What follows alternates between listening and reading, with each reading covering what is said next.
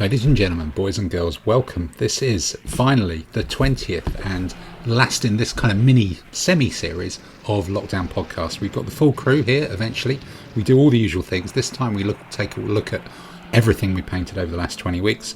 We've got the quiz, we've got some conversations about real and virtual gaming. We get into Waterloo with the Napoleonic session. We do also have a poem from Andy, which means there's an awful lot of Andy-based content in this one. And then finally, as usual, there's some secret bonus extra material if you listen past the end of the final credits music. Sit back, enjoy the podcast. This means war.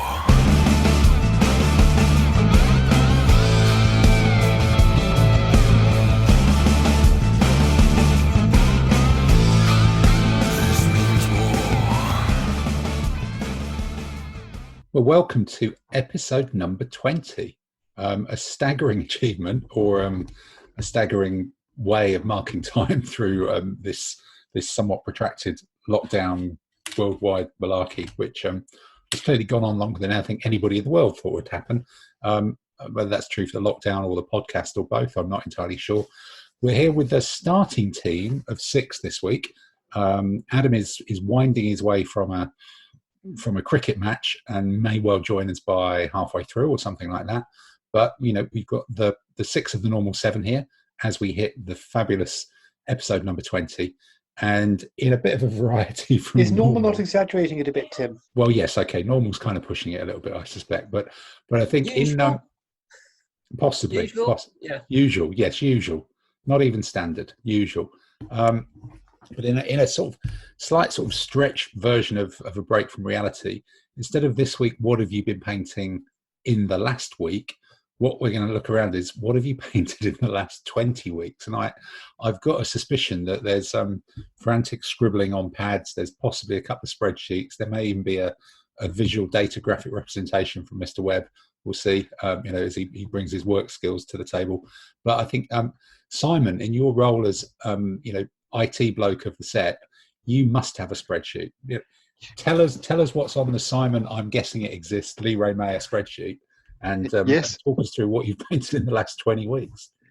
So yes, I do have a spreadsheet. I didn't get the VLOOKUPs done just in time. I did ran out of interest on that point. The VLOOKUPs, is that a unit in the Napoleonic army, or what, some of your Swedes? No, the it's VLOOKUP regiment. No, it's only from the 7 Years' War, because by the time I get to so fine. Okay. So I've treated every model, whether it's 6mm, 15mm, or 25mm, as one object. Okay. So what about toothbrushes? Toothbrushes don't count because they're accessories. Okay. Yes, accessories is important. Yeah. So annoyingly, I am 4 short of the number I wanted to get to. So I've counted. Yeah, 4 short of. So, 4 things. Yeah, 4 objects. So in the last 20 weeks, I've only painted a mere 996 models. Oh no! Oh, you nearly loser! 1,000 things. So you've got time on this call to actually get it done. Yeah, I was thinking that, but I thought that was cheating because we had to have the list sort of nominally concluded by yesterday. But you've got nearly 2 hours left. You could be so near 1,000 so far. Yeah, I know. Especially if they're Austrians.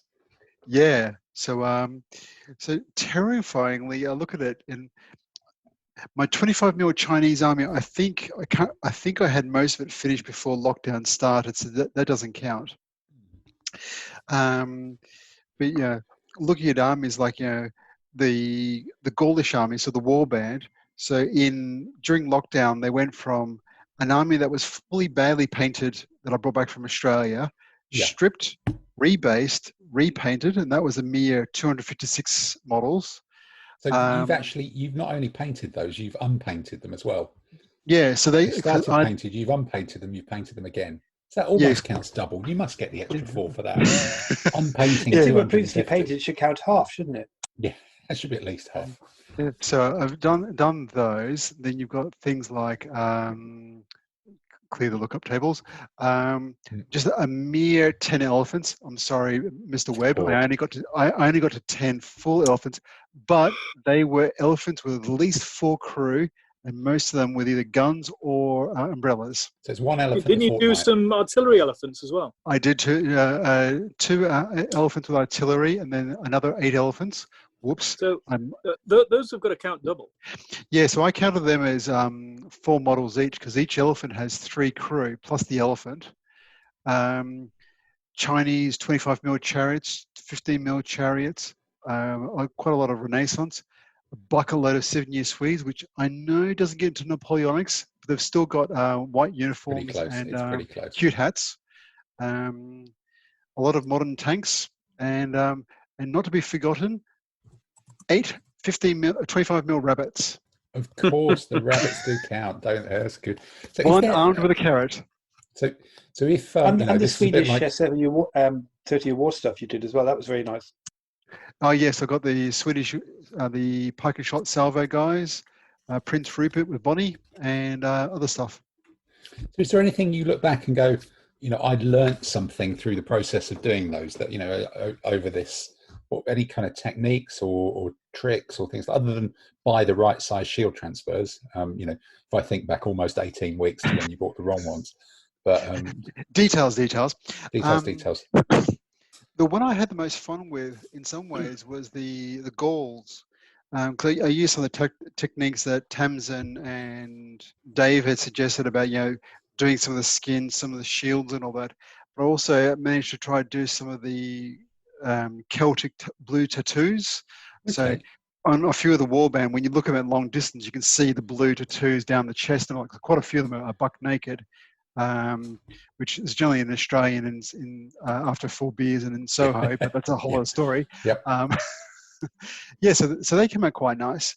And then doing the 7 Years' War Swedish, trying to get the idea of actually mixing blue and getting the yellow, the blue, the different colours and all that stuff with the regimental guns and all that stuff. They came out quite nice. So one day I'll actually get them on the table as well. Excellent.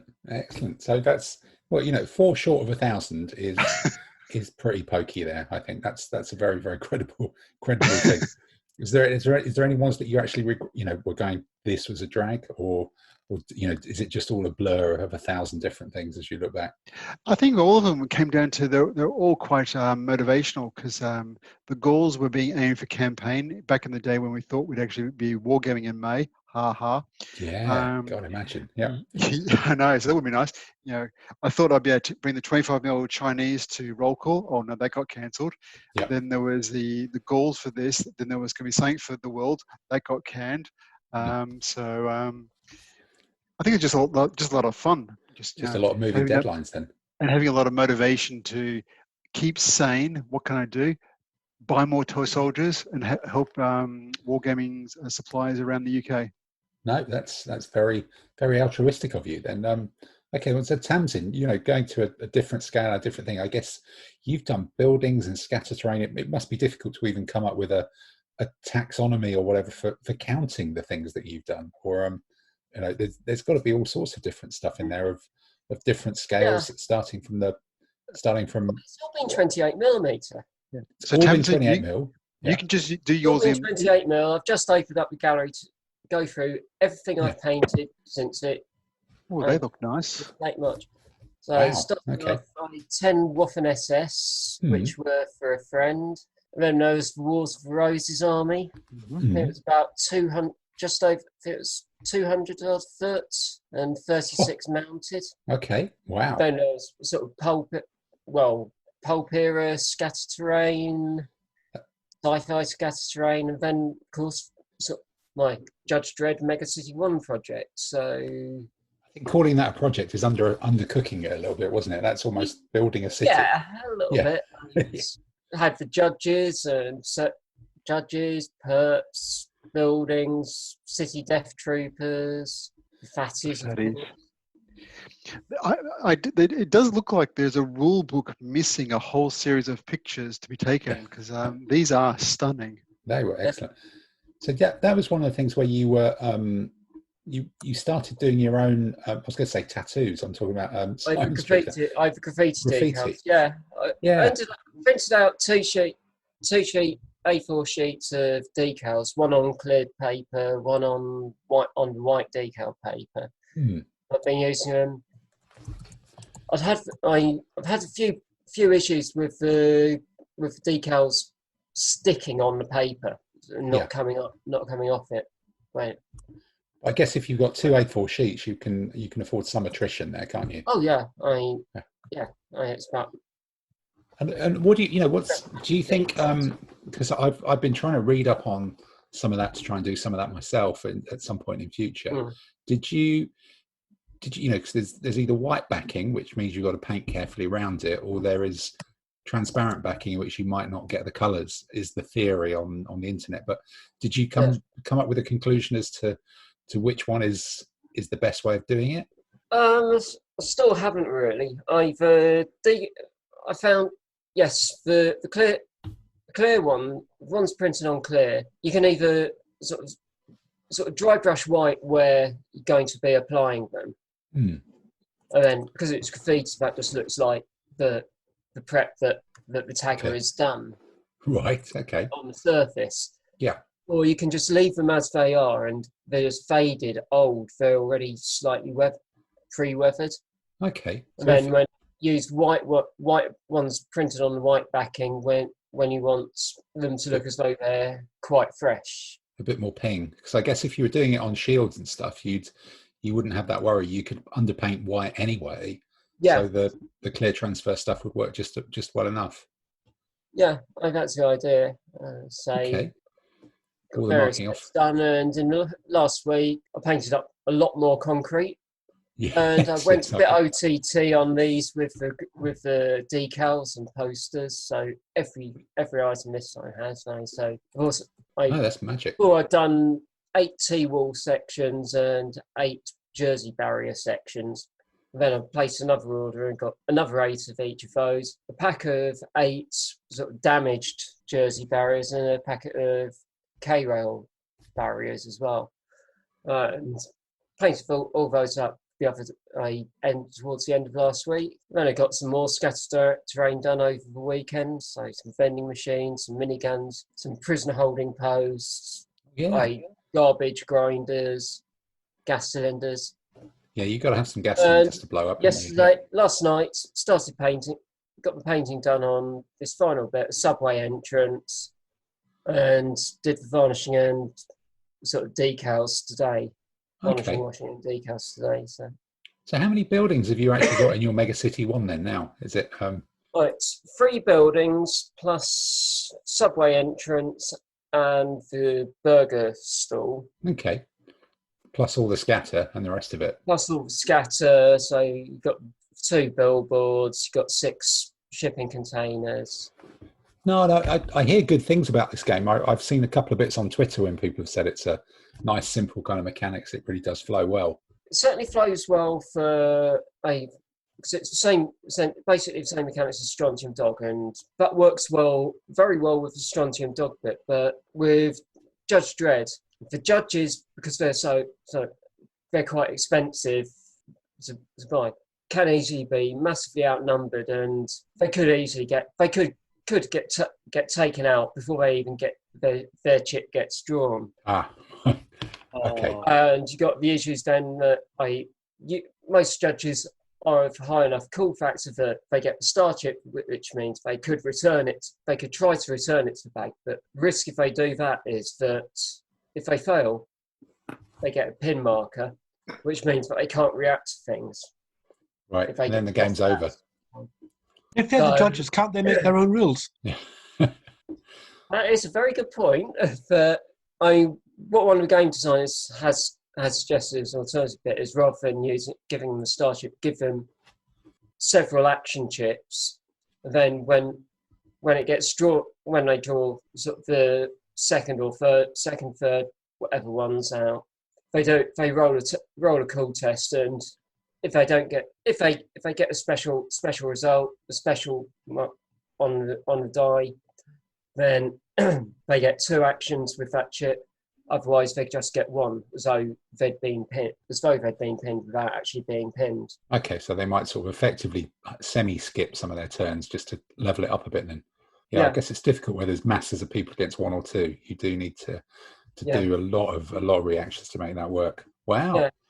I mean, 'cause a typical judge, sort of veteran street judge, you're talking 23, 24 points. And for that money, you could get six or seven low ranking perps with guns. Okay, right, yeah. Yeah, that's a lot of lead and laser beams flying at people, isn't it? For sure. Yeah. Riot foam. Is it 2018? They dropped riot foam and everybody gets stuck in the foam. Yeah, there is that. Yeah. Yeah. That's fun. That's not just South Harrow, is it, Dave? No. No. They just drop foam on everybody and they're just stuck in a big block. Oh right. Okay, then they get stuck. I remember that from the comic. Right. Okay. Showing my age. I thought that was the cops in the helicopter over your house. That could be it from last week, couldn't it? All right. Well, look, Dave, you look like you're you've been stuck in the riot foam of your flat, painting away in that corner for the last 20 weeks, and you've been doing. Well, I can think of at least 3 or 4 armies that we've lived through with you. What things have you done? What's your So the cavalry, I mean, there's a bit of determination. The cavalry counts double. I guess it's a different. It's how normally if you were counting numbers of things, you'd be saying cavalry counts double for sure. So I guess it's, but give us a cavalry plus infantry thing, or just give us a grand total. I've done a spreadsheet, funnily enough. So there's a spreadsheet. My lord. 777, weirdly enough, 777 infantry. 131 cavalry, which I'm going to count double. Yeah. Chariots. Ooh, that's a bit of a discount. 2 horses, 2 guys, horses, 2 crew. Oh, It's probably 2 cavalry, isn't it? 2 cavalry or 4 things, maybe. Count them as 4s. I don't know. Simon's going for 5s. He's counting the chariot as well as a 5th. Artillery camps, blah blah blah. So I reckon if it's 777 infantry. Call it 304. So I reckon 1,074 in total. Things. Yes. You crept over the 1,000. So 777 infantry. How many cavalry was that? 131. 131. And then double. And then stacks of other stuff then. So what's been your favourite amongst that lot? The Ottomans for definite. Is that because they're the most recent and you've not really. I've started painting the Franks since then, but so there's 4 armies. There was started off with samurai, then Scythians, then went to the Ottomans, Egyptians, and Franks were the last lot. But the Ottomans were really good fun. I really enjoyed them. Nice figures. They've come out outstanding. They're really, really. I just sit there and look at them and go, "Oh, did I paint that?" It's really good. Is that the Khorasan ones? Yeah, American. Yeah. That you got from Sean. Okay, because the samurai was a bit. Turned into a bit of an ordeal in the end, didn't it? It was. There was all those banners, and also it was like you need to have a mix of troops. I mean, it's best to do an army at a time, but you need to be able to go from cavalry back to infantry. But when you're just doing samurai, oh, I'll do a base of bowmen. Yeah. Back to samurai. Oh, do some cavalry, blah blah blah. And the banners were fun. I mean, and also the generals were good fun in the samurai, and the camps really good with the banners behind and all that sort of thing. So they were okay. Did your because there was always that thing about you were trying different techniques for samurai. Did you settle on by the end of it a way that you wish you'd done all of them? I don't know really. No, you learned nothing from that process.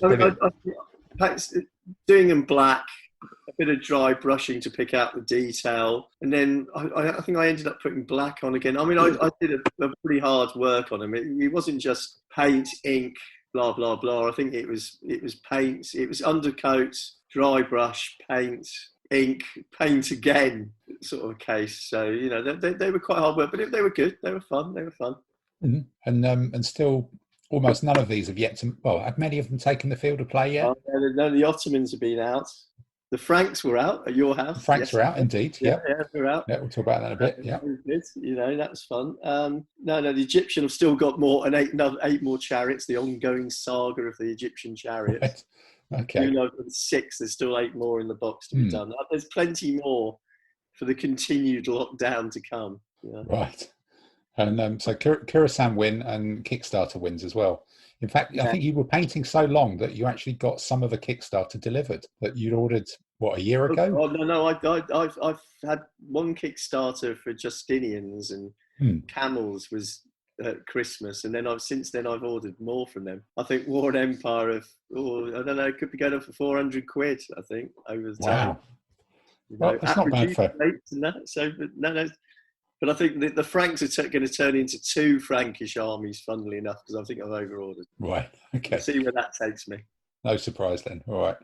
And any kind of things that you've particularly learned in the process of doing that? Any new things which you're taking forward? No, not really. No. No, I think the fun bit is finding my 1970s minifigs. I finally got them back from my mother after they've been lost 3 or 4 times. So she playing with them? No. She told me she gave them away at one point, and then they researched, and then they disappeared again, and so they finally got back to my house. So that he wanted them back when he found his mum was winning with them.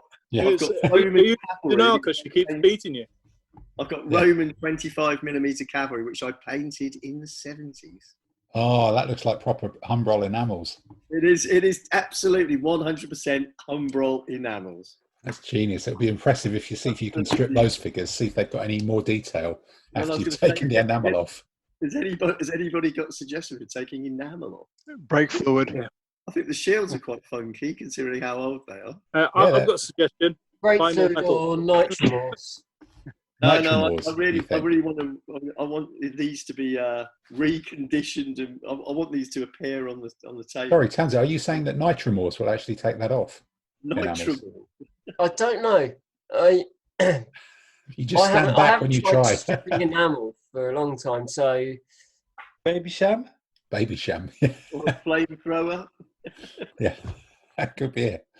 Well, nitromorphs, that would be interesting. You might want to try and do that outside in the park and run away to a safe distance when you pour that on, quite possibly, because that's pretty pokey stuff. But That will get the police flying over your house. That probably would, wouldn't it?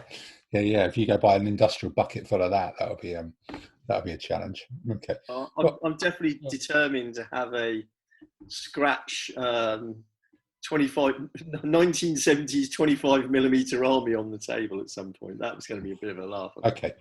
So the other alternative, though I don't think it's listed as not being in stock at the moment online, is Wilco's paint and varnish stripper, because I've used that for stripping the paint jobs off sort of Hot Wheels cars. So that would be enamel. Wow. I did have some Matchbox cars appeared with the box, which is really odd. So Tamsin, how well did the stripper take off the Hot Wheels cars paint jobs? Because they're baked on.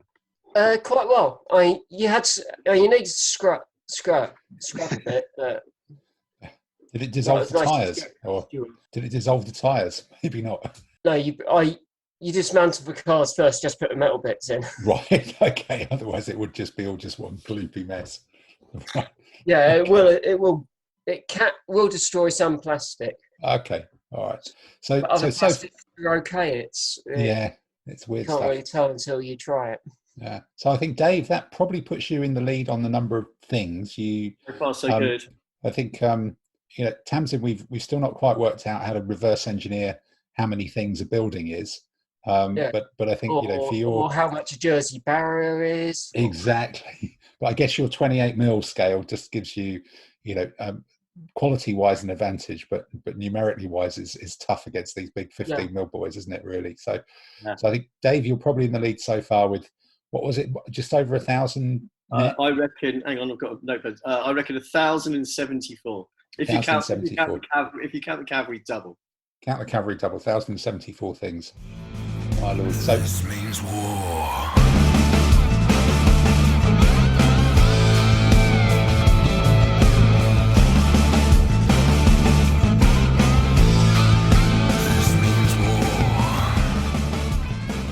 Mr. Finkel, from the depths of Wales, you've presumably successfully avoided being flushed down the Usk so far this week, but it is early days yet. And how are you stacking up? Because I think you've done 15s and 25s, and you've become a convert to the world of drilling.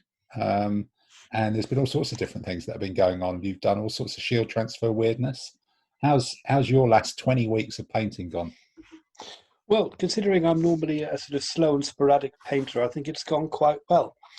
I've painted, I reckon, about 400 figures in total, which by the standard of these other gentlemen is small beer, but by my standard is quite good. It seems to be a pack or a unit a week.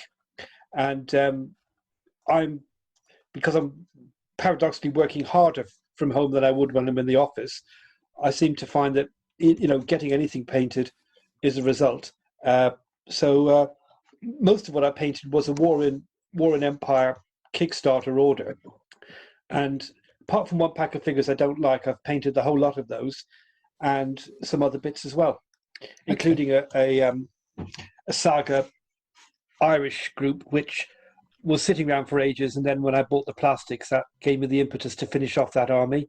And it means I've got enough guys left to use as kerns in a 25mm feudal English army, which is currently being stuck together and will hopefully be undercoated by the end of the week. Okay, out in the Welsh Highlands, you'll be. Are you going to spray them white and aim at some of the sheep, or are you going to spray them black and aim at some of the sheep? I guess. No, the clear advice I was given by the Council of Wisdom was spray them black. So I actually went down to Halfords to get the right black spray and came back suitably armed. Success. So which ones have been your favourites then? What's the one that you're most, or the unit a week that you're most proud of? I think the Thracian peltasts that I did last week. I've kind of, for me, I started off washing everything in sort of thin black paint as a kind of to get the shadowing and shading effect, and then I realised that doing that over the whole figure is a bit of overkill because you spoil the shields. So then I learned don't do that stuff over the shields. Then I think I learned, well, do it over the flesh, but if you do it over the flesh goes dark. You need to dry brush the flesh again afterwards. So I think my painting has probably improved from a fairly low base over the course of the 4 months or so. Wow! And which ones do you look back and go, they were still a pain in the ass? I wish I'd not bothered. Is there something that falls in that category that was the grind or the probably the Saxon Feared. I mean, we spent a lot of time on them. They still look kind of dull brown. And you think, why did I bother with the shield patterns? Why did I? Yeah, it's just a sweat lot over these guys. Yeah. Okay. All right. And then and I've learned when you're doing elephants, use a big brush. Use a big brush with elephants, of course. All right, Mr. Webb, you're the I don't think Andy's not challenging the leaderboard, but we're coming to you with your mass undercoat and pretend it's a paint scheme. For in fact, you're the king of undercoat. In the last 20 weeks, you've undercoated your Austrians and called them finished, and then earlier on, I think you managed to undercoat something in gold by accident. Well, you just can't beat having some golden knights. It's just like it's the perfect colour to undercoat it. I mean, some people go for the classic black for horses and silver for knights. Gold. Got to have the bling. Got to have the bling. You got to make a statement with your army. It's not just about winning. It's about taking part and blinding them with gold. I guess that's true. Yeah. So but if you look at the Golden Horde list, it doesn't actually have knights, Peter. That's a bit of a problem for you. Everything needs to have knights. You've got Knight Chariot. So, that was probably the learning experience. Look what it says on the tin, not just what the plastic container thing is on the top. Yep. Things get moved around, and it works out well in the end. And we all learned something from it. That was good. Yeah. Good briefing from Townsman about how to recover it and how to make it look okay in the end. Which for me, I'm happy with that. Yeah. I painted a lot of knights. Really? Really? You surprised me. Shock. I know you're shocked. I know you truly are. Yeah. So close to with the Austrians, though. I mean, for the things I've really enjoyed doing, I was enjoying actually painting some Napoleonics, because I've never actually painted any before. So I know it's the white special undercoat, but what really surprised me is the Austrians actually have other colours other than white, which kind of let me down a bit, because I was quite looking forward to a nice easy start to Napoleonic. Nice easy job. I've got to be honest. Yeah, it's just too much more detail for you. Yeah. I was like, well, what the hell? You know, I bought the army. I went, great, I can go. What do you mean they're wearing black? They wear black boots. Yes, indeed. Yeah, well, then you find out that the Hussars wear pink, and the Austrians are in part blue and stuff, and then others have got, you know, all sorts of brown, orange colours, and you're like, well, what the hell? This wasn't part of the agreement. This wasn't what you were sold, was it? No, not at all. Yeah. Not at all. And then But you can't expect geezers to wear a uniform, can you? Well, you know, it's like you've got to have the East End geezers coming in and giving it large with, we can be light infantry, we can be line infantry, we don't care. So I think I did a quick counting up of running around in between work. If I do the painting to Dave, I'll double up the horses, Gov.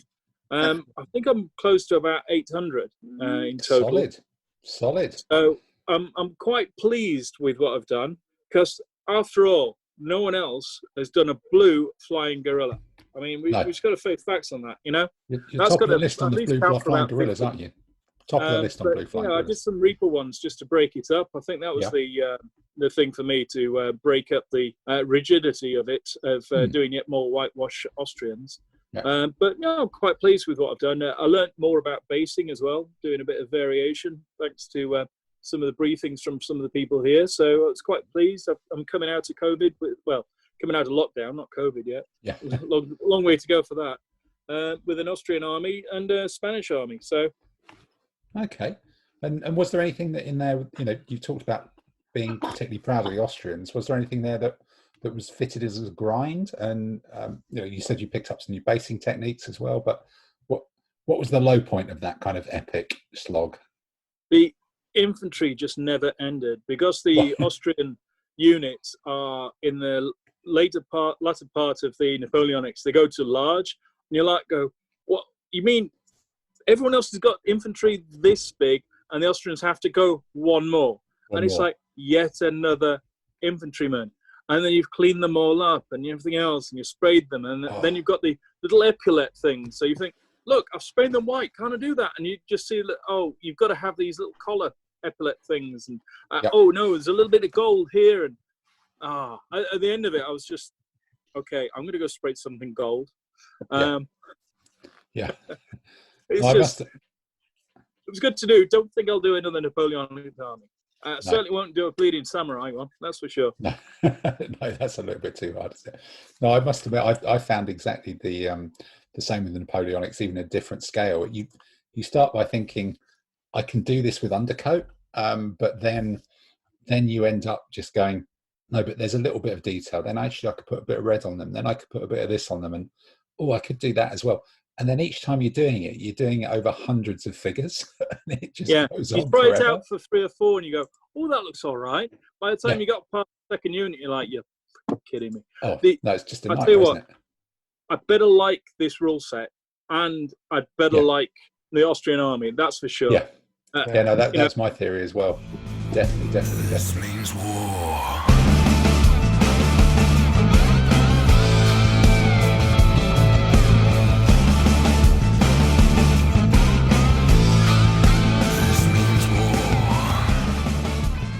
Well, I think from my point of view, it was just trying to cast back to realise how many odds and sods I kind of cleared off the painting table. Tim, I thought you were going to do a graph over time as well.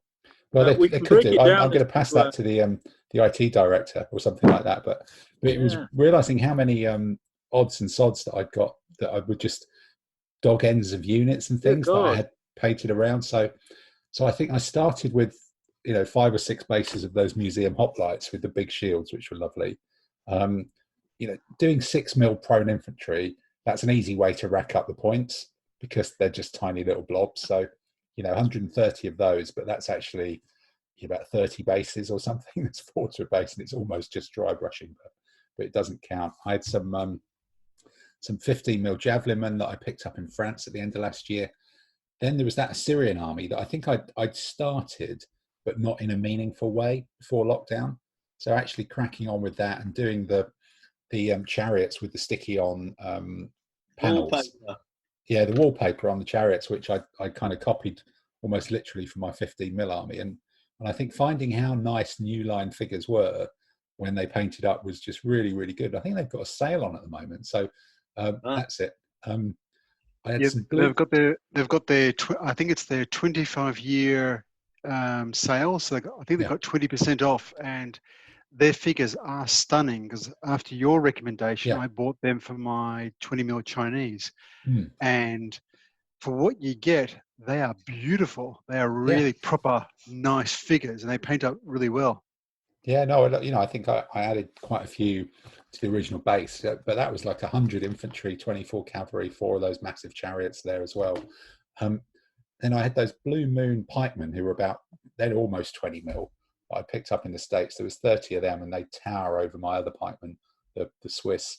Then that Napoleonic army that, again, I think I'd sort of started undercoating, but I really cracked onto it. And there was about 60 cavalry, about 450 infantry, which still pretty much fits in an A4 box, which is an enormous amount of stuff. And my biggest, I think probably my biggest achievement is not buying the British yet. That's what I managed to fail to do. Remember, I am on the Pendragon website at the moment. I think I put in order for a few more supplements to the French. But looking at this, going, that army is by Dave reckoning, okay, it's only 10mm, but that's still 600 things. 450 cavalry, 450 infantry, 60 cavalry, and some guns. That's a lot of things, isn't it? And then I upgraded some old. This was kind of almost a wash and a bit of a dry brush and a bit of kind of tarting up on about 100 6mm modern tanks. I had a couple of bases in Numidians that needed finishing off, a few odds and sods of casualties in 15mm, a few more little tanks, a couple of tiny aircraft, some 25mm Hunnic cavalry, 3 of those that had just sat staring at me for ages that I just forced to be finished off. I had a dozen Perry medieval spearmen plastics that have been floating around for ages and not got done. So I think there was a couple of weeks when I just really hammered through all the bits and bobs and rubbish and just got this really eclectic set of things commanded and finished. The most eclectic being the 4 garden gnomes, that I put in a lot of effort to those little garden gnomes as commanders. And possibly, if I'm going, what's the top thing? The French Napoleonic army looks good. The Assyrians look good. The Hungarians look great. But I think the German Kaiser gnome with his beer stein that looks like it's actually got a kind of German enameled country scene on it, even though it's in a 28mm gnomes beer keller, might still be my favorite thing. I just need to find an excuse to actually use him and do that. And I did a bit of variety and did some Malifaux figures, some which I'd forgotten I bought. And then the Hungarian army was surprisingly big, actually. It was a ready-made Essex army, which I think is about 70 quid, plus then some more stuff, which gives me more than everything you could need. But there's nearly 100 cavalry on that, and that was I think the learning of just tough it out and do all the horses first and really work on the horses, and that whole thing of having a separate project of the stuff that I normally used to not like doing, just to see how I could work it, and doing the horses with kind of layers of darker wash at the bottom and lighter wash at the top to give them a bit of actual texture was really good. And then the Hungarians had the stickers on the shields as well, or well, not stickers, bits of paper printed out with a new printer that we got at home, and that had much better resolution than the probably 15-year-old one that we had before, that allowed me to do some really nice little things. Another dozen Sassanid cavalry, and then those dozen Carolingians from Bauida that I got from Vexilia that I've now actually bought the rest of the army to go with it. So starting from 4 bases, I've now just bought the rest of the army, which is a bit nuts. So if you do, the Dave system of a cavalry counts double and all the other things, because it's mostly the tarted up AFVs, and you could argue the chariots are more than that, but I actually rack up 1,546 things, cheating quite a bit because there's a lot of 10mm and there's a lot of 6mm there. There's, in fact, how many? So there's probably about 256 mil in that, which some are tanks, some are infantry, which is small, and then there's the best part of 610 mil. So you could ratchet that down, but then the 28 mils, there's a fair few of those as well to match it. So I think it's comfortably over 1,000, probably depending on how you scale up 28s and 6s and 15s, but it's a bloody frightening number. Yeah, I reckon for our theory, we've all gone for whether it's 6, 10, 15, or 20 or 25 mil. Yeah. An object is an object. The scale is almost irrelevant.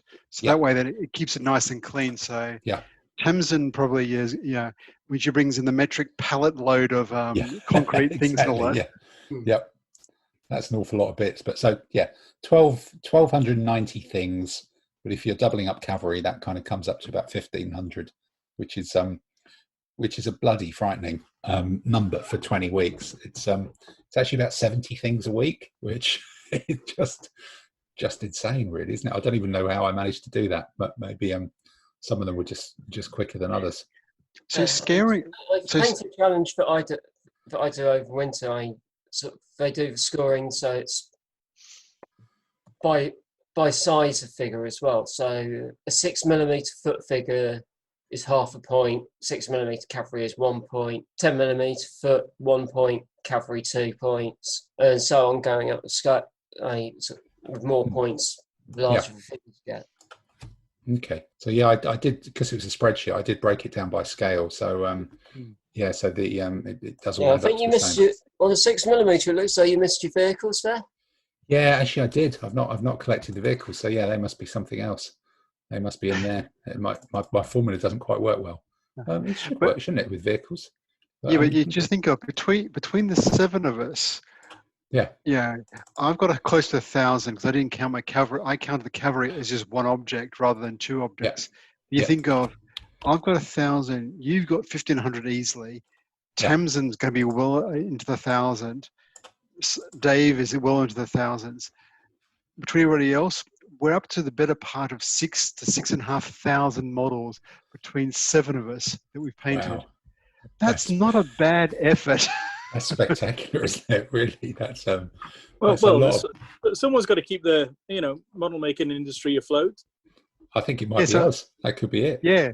So when we walk into the next competition and where there's a trade store, it's like, the saviors have arrived. They bought the power load.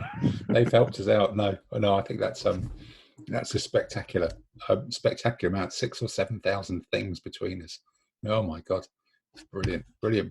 And that wasn't even with us trying. That was just us going, well, we've got nothing else to do. We might as well paint a few models versus the painting competition that Tamsin does, where they very actively save everything and then really run for it. So it's all base coated, but then they just go for it. So that's horrifying. Yeah, no, that's some big old numbers, isn't it? Big old numbers. Well, look, let's hope at some point we can actually get out and get some of these damn things on the table. How about that? This means war.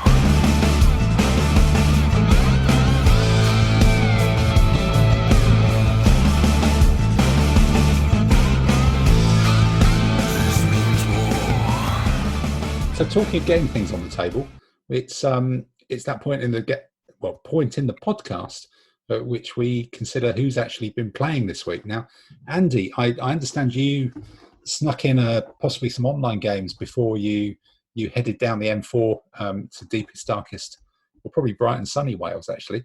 How's your gaming week been this week? Yeah, I had one game on Wednesday night against Dave Ray, my regular American opponent. And he wanted to use an Arab army of some kind, and I used Normans in Sicily, basically a practice run for a campaign if it ever happens. So he used the Ayyubids, and I used the Normans in Sicily. And Impetuous Knights did their stuff, found a bit of a struggle against his impact cavalry, surprisingly. But overall, we beat him. Okay. So is there an Arab army on Tabletop Simulator now, or was it hastily assembled using other troops? I'm I think it's kind of hastily assembled using other stuff. There seems to be a dearth of proper Dark Age medieval cavalry types in the ones that you can get inside the tabletop simulator. I don't know where people get them from, but I think there's a lot of just relabeling things. Okay, so was it sort of a tactical game, or was it a straight set up and fight, or did terrain play a part? Terrain didn't really play a part, except I was able to anchor my flank on some terrain where he wanted to move his Turcopoles forward. My infantry command came forward and shot them, started putting arrows in them, and then they cleared off. Right.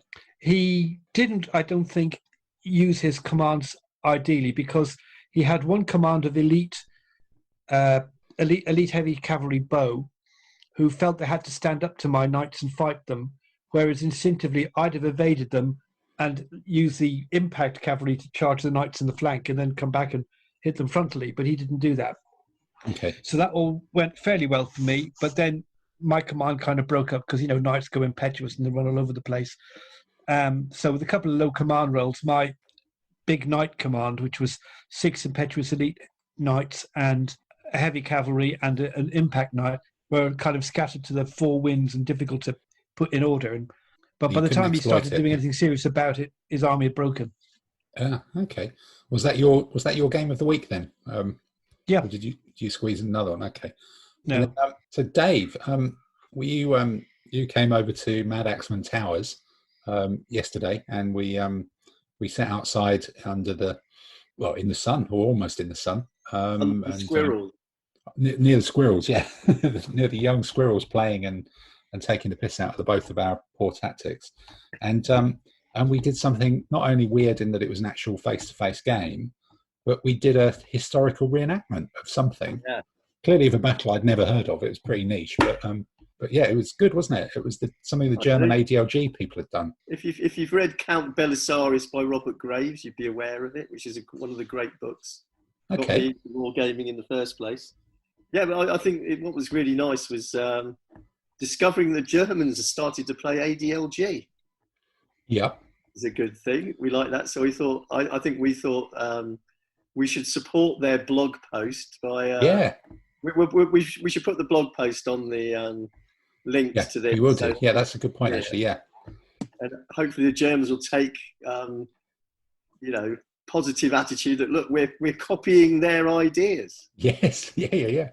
But it was a really fun game. So, warband versus cavalry bow was I found it really difficult, but really good fun. They were really good fun, and it's good to get it was Franks against the Byzantines, wasn't it? And in the Battle of Calia-Velum or something. Castellanium, which was Narses the eunuch. Right. Was that who I was then? You didn't tell me that at the time. The eunuch. Yeah, that's. I was okay. All right. Okay. He didn't have a lot to lose, did he? No, I suppose not. No, because it was odd having historical. They were 200-point armies, so they're in theory evenly matched, but a historical command structure and deployment was kind of weird. So I had a central command of inferior supported swordsmen and Byzantine infantry. Was Byzantine infantry, and then some ordinary spearmen, which were dismounted gepids, and then the 2 flank commands were heavy cavalry bow with one, like 3 or 4 of them on each side, and then 1 impact bow elite, the Bucalarie, on either side. And the fantastic bit was my strategist general was embedded in an impact heavy cavalry in a command with 3 other heavy cavalry bow and a Hun, and you're just going. Somebody, Narses may well have, been a eunuch, but he clearly never read these rules, and so I had to be very, very careful with possibly the most, one of the 2 best units in the army. Couldn't really risk going into combat, and your army was all warband pretty much, wasn't it? I think what you're saying is that Narses, the embedded general, lacks balls. Quite right. He absolutely but did. Be careful, it's made out of glass. Yeah. Yeah, he really did. He didn't have the balls to go in and do anything. So, and then your army was just all warband as well, wasn't it? Deployed. I thought the historical factor of it's making because all my generals were embedded, which was quite amusing. And I think one of yours was. Yeah. I think that evened it up, and I think the way the deployment was done really made it a bit more interesting. Yeah. I thought it's a historical game. It was. I mean, we thought I was getting a hiding. Yeah. But when we were at the end counting up, as always with ADLG, you go, oh, I think I'm really winning this hands down, but oh dear, I'm 2 points from breaking and things like that. So, well, I think that's the hit points, isn't it? The warband take a lot of hits to start with, but then because they take 4 hits before they break, they can really slog it out. That difference from we're 1 point down to we're broken, you've still got 2 or 3 rounds of combat that they can get lucky and do some damage against the 3-point cavalry, and the way the numbers comes into it. That's when I think it comes to show when you've got some decent commanders, because it's that extra couple of points to be able to recover a couple of people. That's really what it makes a difference. That's why I like spending it when I've got larger command. When it's the psycho charged forward elephants. Yeah, just chuck them in. But I think this one was more that, as Dave's troops were kind of pulled a little bit apart, but so when they were kind of slightly scattered to start with, it was possible to mug some of them off, but because it was hard to kill them quite quickly, when you were hitting them in the flank, they suddenly ended up with having another 2 or 3 turns to actually come back and kind of overwhelm you. So you'd go for gaps and then not break through the gap before they could actually get their stuff back together and get back together. But it was really interesting to play a historical game. I think there's probably a few more scenarios out there to try, but this one was surprisingly interesting. It got your Franks on the table as well as the table. I thought it was a damn good. I think it's worthy redoing. I think there's a lot in it. There's a lot in it, and I managed to get some Byzantine spearmen or Byzantine infantry on table that don't see light of day very often.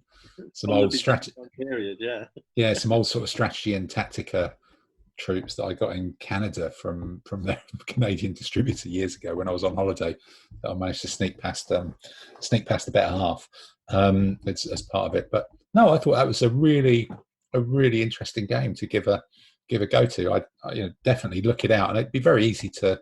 Well, obviously the army lists are there for ADLG, but it wouldn't be difficult to do with other sets of rules as well, I'm sure. Okay. 2 more games today. Oh, you did 2 more games today as well. You've been down the club as well, haven't you? Yeah. The club and 3 tables out again. I think as I said yesterday, I think we could get away with 5 club tables. I think the pub needs support. So I think that'd be quite good. A convincing win, and I think for about the 5th time I've played a Ghaznavid army and lost by 1 point. Right. Okay. So who did you play today? So I played Simon Finney at 1 o'clock, and he was using Successor, Lysimachus in Thracia sort of thing. So I was, it's kind of, the idea was a practice for the competition, which probably won't happen at Warfare in November, which is compulsory elephants. So I was using Hindu, Indian, which is a really good army, and that was really good fun. I stomped across the table and got stuck in. It was good. Beat Simon quite well, but Mike Rowland was using Ghaznavid, and slightly different to Inyaki's format, but same result. Result. I was like close to winning, and then I've lost, and I just need 1 point. Oh no! Okay. But it's just really weird. I just find that so peculiar. So Dave, does that mean your next army to paint up is Ghaznavid? No. Right. No, definitely not. No.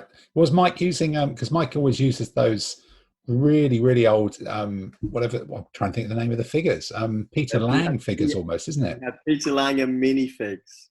Minifig strip figures. Really, it's minifig strip, real. Are they actually 15mm or more like 10? I think they just got old with age. Yeah, no, they were the real deal from 1970 wargaming, where they're just figures stuck on a piece of. I'm not being rude, but they're pieces stuck on a piece of green card. It's great. Yeah. It's really good. No, it's amazing figures, aren't they? They you do look back and realise how much things have come on from that time. I think it's amazing in the time that I've been playing seriously in the last 10 years to see the figures that used to be trotted out for DBM when I first, the last 2 years of DBM, people used to trot out some horrible things. Like where we're at now with terrain, cloths, everything. It's stunning. It's really stunning. Yeah, no, it's really moved on. Good. Okay, well that's the week in gaming then. This means war.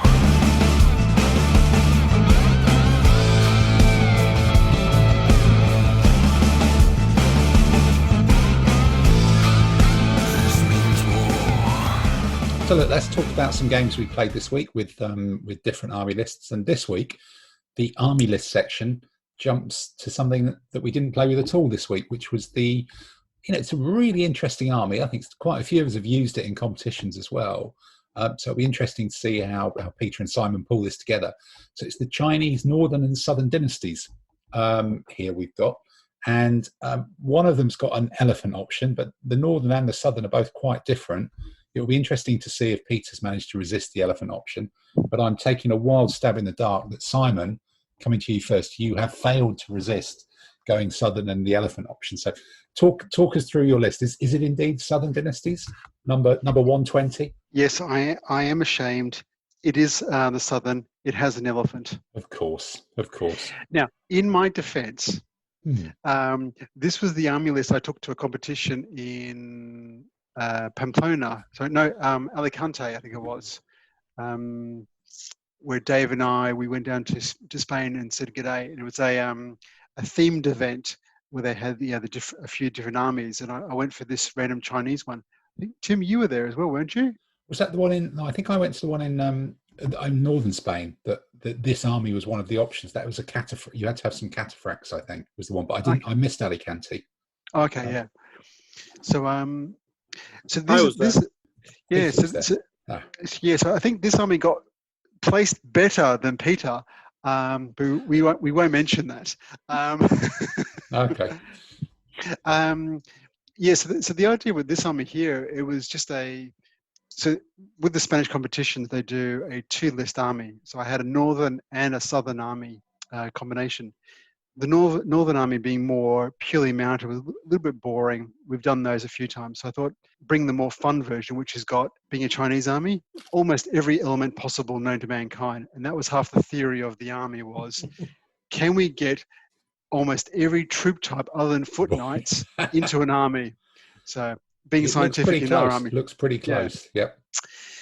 So the first command, which is command 3, which is the simplest one, it's more of the holding command. So it's just a war wagon, spearmen, a couple of crossbowmen, and a couple of horse archers, just to sit on one flank and skirmisher, just to really annoy somebody. And especially in the competition, there was a few mounted armies. It gave you that nice anchor, just sort of say, hold, off you go. The whole army had an initiative of 3, so you could get the train, or at least hope to get the train that you wanted, or be able to move a few things around. So that worked quite well. And with this whole army, I won, out of the 5 games, I won 4 out of the 5. And I only lost in the final game against the top seed. And it came down to both of us had a very similar army. He rolled a 3, I rolled a 2. Oh, is that close? Okay. It was that close, yeah. It was in the for both of the armies. We all piled on in. We basically got the entire line in, and he beat me basically by 1, the first line of impact, which mullered most of the army. So you can't complain with that. No. So did you use the spearman with the wagon to make a kind of bigger thing, or did you use it with the crossbowman to make that into a little kind of block, or is this sort of the Dave Saunders special 2 bowmen operating on their own by magic? No, I went for this one here. I think it was, I had the war wagon on the flank with a bit of terrain if I could. Then the spearmen and the crossbowmen walked around as this annoying little unit to go deal with things. In the period that we're playing, there were no knights, so you didn't have to worry about those. You did have to worry about cataphracts. They were a bit terrifying. But with the spearmen and a couple of crossbowmen running around shooting things, you were able to negate a lot of the, I'm a cataphract, I've got protection 2, I'm a crossbowman, I don't care, whack. Add the light horse for a bit of support and all that. A lot of things you're hitting on, straight factors, always good fun. So it was just enough to annoy people. And surprisingly, most people don't like war wagons. A war wagon crossbowman parked on your flank, okay, it doesn't move much, but other than heavy foot, it's going to annoy most things because they're just an absolute pig to get rid of. Yeah, it's just dinging away, isn't it? Yeah. Okay. Yeah. Then what I did with the rest of the army was the Chinese don't have superior elephants. They only have just normal elephants. But anyhow, so we go for the usual small Death Star of 2 elite medium swordsmen impetuous, an elephant, the elephant skirmishers, the usual troops. There's also a couple of the horsemen. So these are the heavy cavalry impact elite. So you've got little Death Star that can wander around and poke things and annoy things.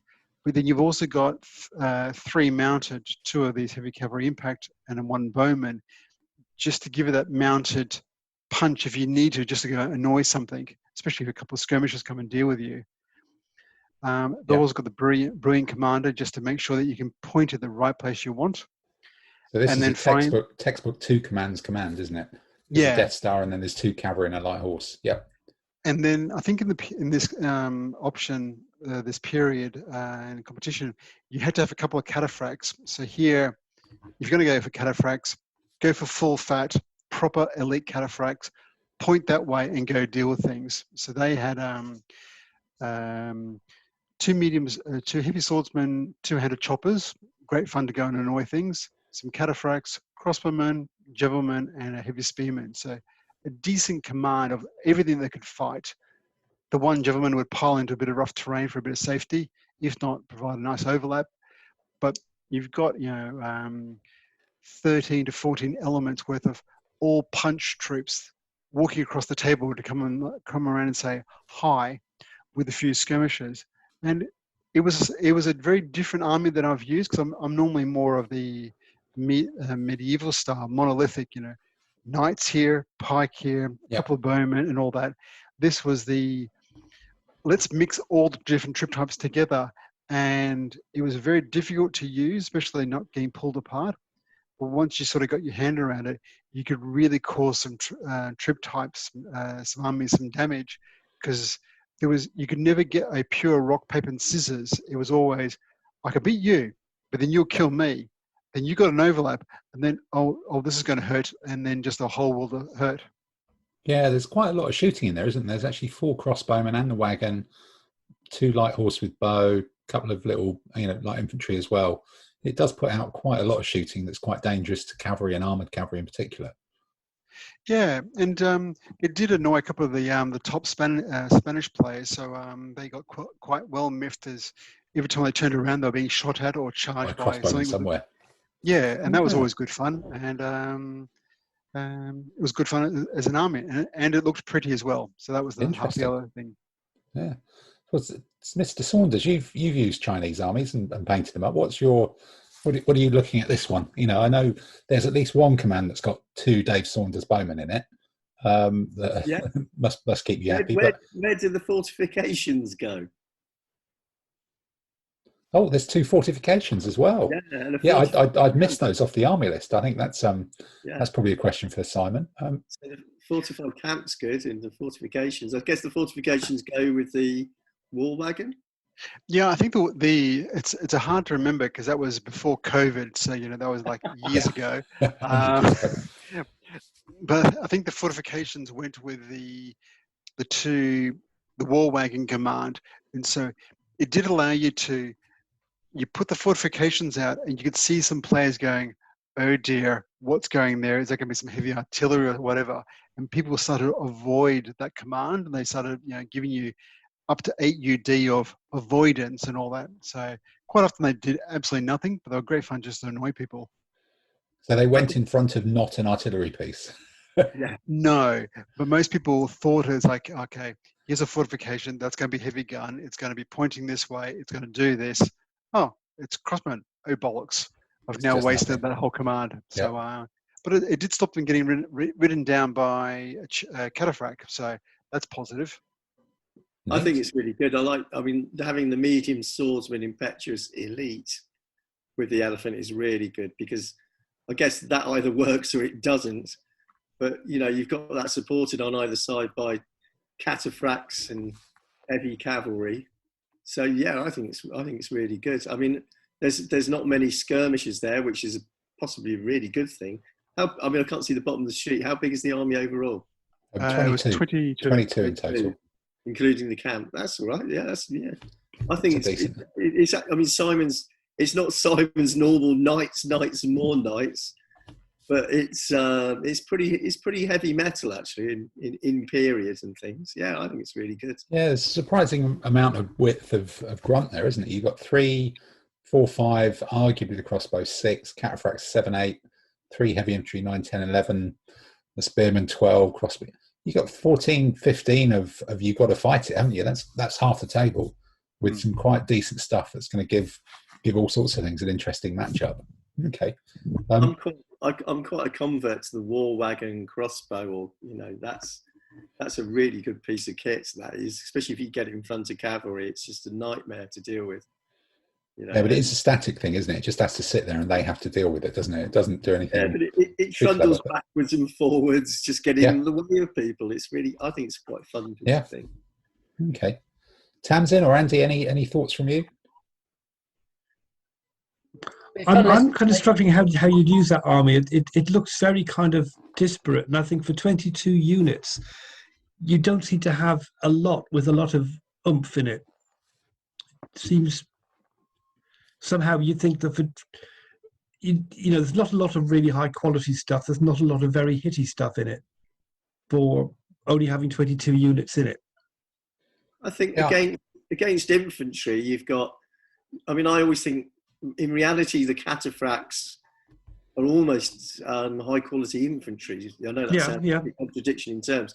So against an infantry attack, if you're assaulting infantry, you go with. I mean, the medium swordsman, impetuous elite are damn good. They either work or they don't. So with the elephants, that's 3 wide. Add the 2 cataphracts, add the spear. You're 6 wide against infantry. And you're manoeuvring with the cavalry, but if you're fighting a cavalry, you've got the elephant to scare off. I think it can work against both cavalry and against infantry, in its own way. I think it's the proof of the pudding is Simon's played with it in these won games and competition. Yeah. It's just me looking at that army. I think I'd struggle to think how I'm going to use it very well. It was a very difficult army to use because it's unlike, say, a medieval army where you've got a full badger with 3 pike type of effect. You did have to place your army carefully, and you couldn't just walk up to someone and give them a kicking. You had to spend some time maneuvering, drawing a few things out, poking someone from the flank, getting a couple of skirmishes to annoy people.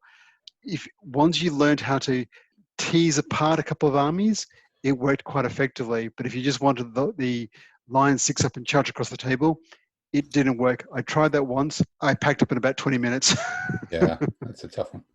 Tamsin, what's your thoughts? It's probably a bit different to the armies that you normally put together, but yeah, it's more complicated. It's more complicated in each of the commands than I would normally go with. But I think it would be fun to use.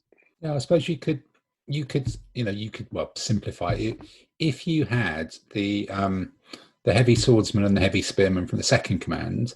If they were in the first command and you swap the heavy cavalry impact and the light cavalry into the other one, you could kind of have a 2 cataphracts, 2 cavalry and a bowman command, and then you could have a stack loads of pokey infantry command as well, which might make it a bit kind of cleaner. But you still got all the same pieces, haven't you? It's just it's just mixing it up a bit. But looking at that, how do you cover? Which command would you cover the opposite wing to the war wagon with, Simon? For me, when I dealt against the war wagon, I actually found it most effectively just to ignore the war wagon, and you accept the fact that you're going to get shot at. So I think when I played against the French guy, whose name escapes me, where we basically had the opposite Yves, where he had basically the opposite army. Both our war wagons just sort of parked off by the side, opened a couple of bottles of red wine and did nothing for the rest of the game because we ignored each other, and we just basically lost those 2 or 3 UD of the troop types, and just everything else went for it.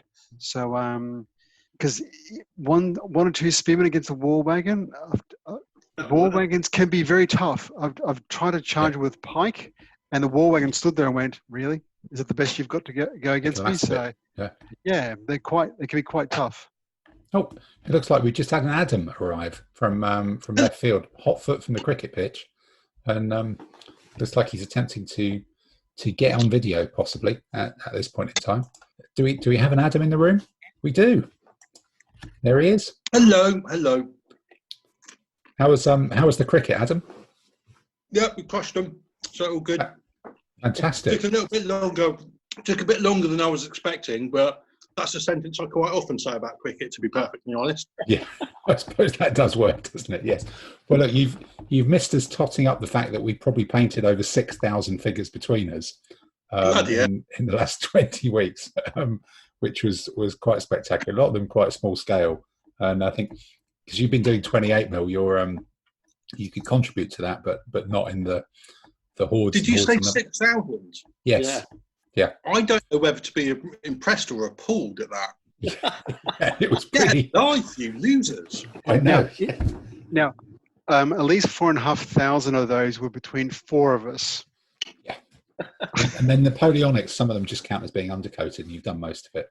And then Tamsin just came in by the pallet load with all the buildings, the 25 mil, and the concrete and all that. So it was some of them are very small scale. These figures that were painted. Tamsin's weren't. No. Some of them were you counting the buildings as an equivalent amount of actual figures, or just the one? I think once we got over 6,000, we were like, the buildings can count as 10, and we're still safe. Yeah. We didn't need to cheat with how we counted the buildings to get over 6,000. That was it was still comfortably there. Very comfortably there. I think we worked on infantry was 1, cavalry was 2. A chariot was normally between 3 and 5, whether it's a light or heavy, and elephant's a bit more than that. So it got scary very quickly. Yeah, that's that's appalling. Well, there's 6 people in 20 weeks, so it's only 50 a week equivalent. Okay. Which is anywhere in the world there's anybody who's in a group of people who've painted more teen soldiers. Yeah. I really doubt it. I think we're probably the world record holders. COVID painting. COVID painting record. No, there will be someone. Dave, I disagree with you, okay? Because it must be said, us people doing this podcast, we are quite a bunch of sad bastards. Yeah. But there are sadder people out there, I'm absolutely sure. I'm pretty sure about that as well. Yeah. Well, look, there's people who listen to it, never mind us who contribute. So, Did you say people in plural there? No, there's a person. There's at least 2. There's at least 2. We're aware of 2, which is all good. But Adam, you've dived. Martin Stevenson, haven't we? Yes, that's true. Yeah, we got another one as well. So, sorry, go on. I just thought the system was if you listen to 3 episodes in a row, you got invited to take part. That's what seemed to happen to me.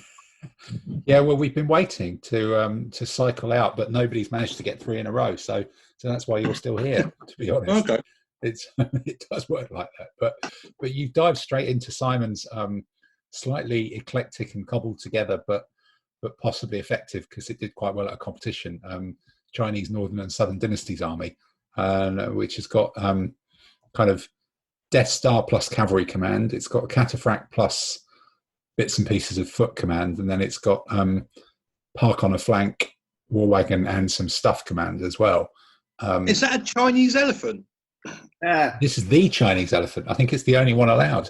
Only one. Yeah, I wasn't paying attention in geography and biology then, was I? Big country, and it's near Vietnam and stuff like that, I think.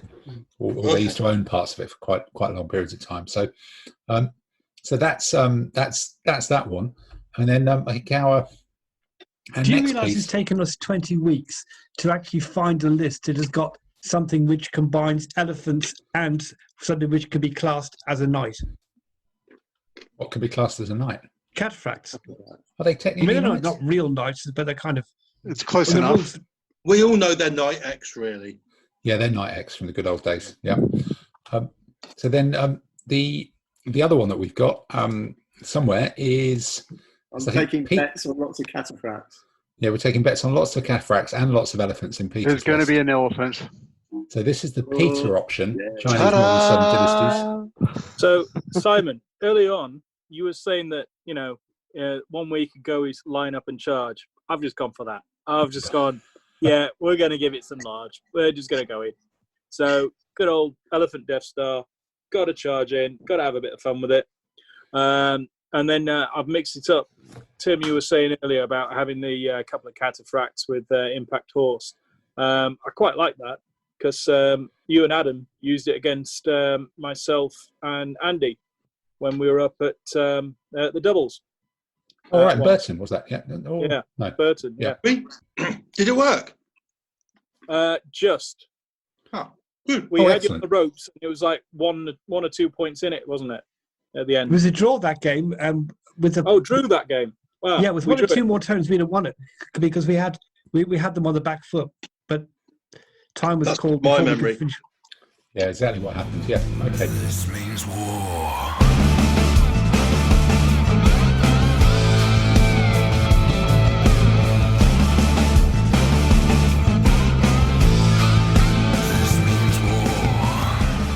So, Peter, you've got to talk us through the 3 commands you've got here then.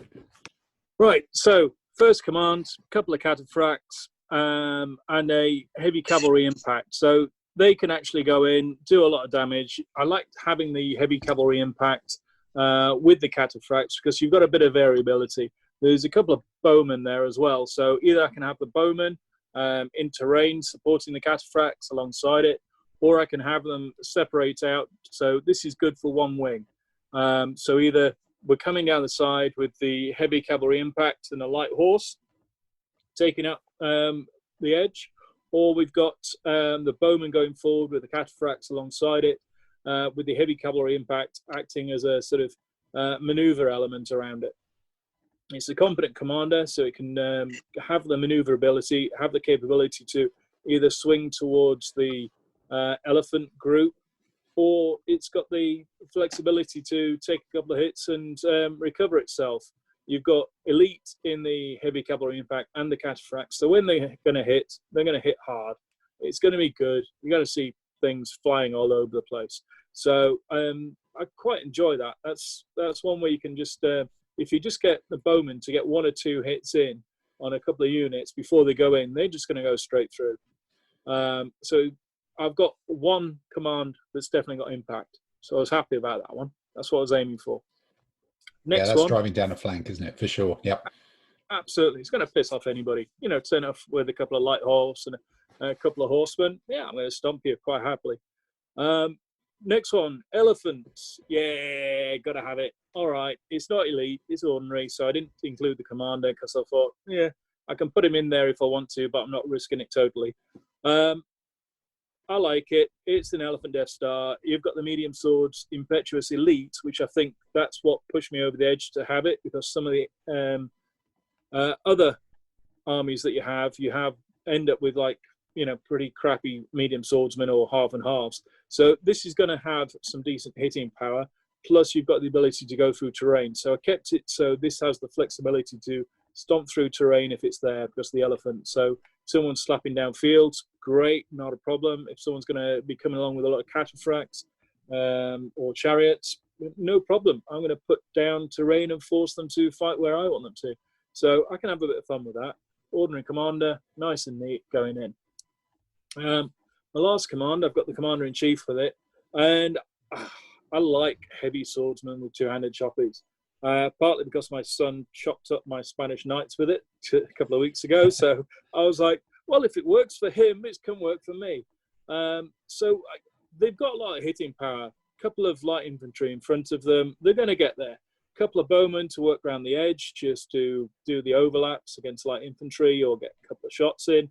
It's well worth it, especially with the bowmen. If you end up against a old cavalry army, the bowmen are going to be great. They're going to be chipping away like there's nobody's business. So I'm very happy with that. And I've got the heavy cavalry impact again. I'd probably actually have the light cavalry and the heavy cavalry impact to hang back a bit more. I might do the light cavalry for a charge around to stop things escaping, but they're more just to protect the edge as opposed to forward project. And then as soon as it starts breaking up, to go in and start snatching up easy points. That's basically the aim of that command.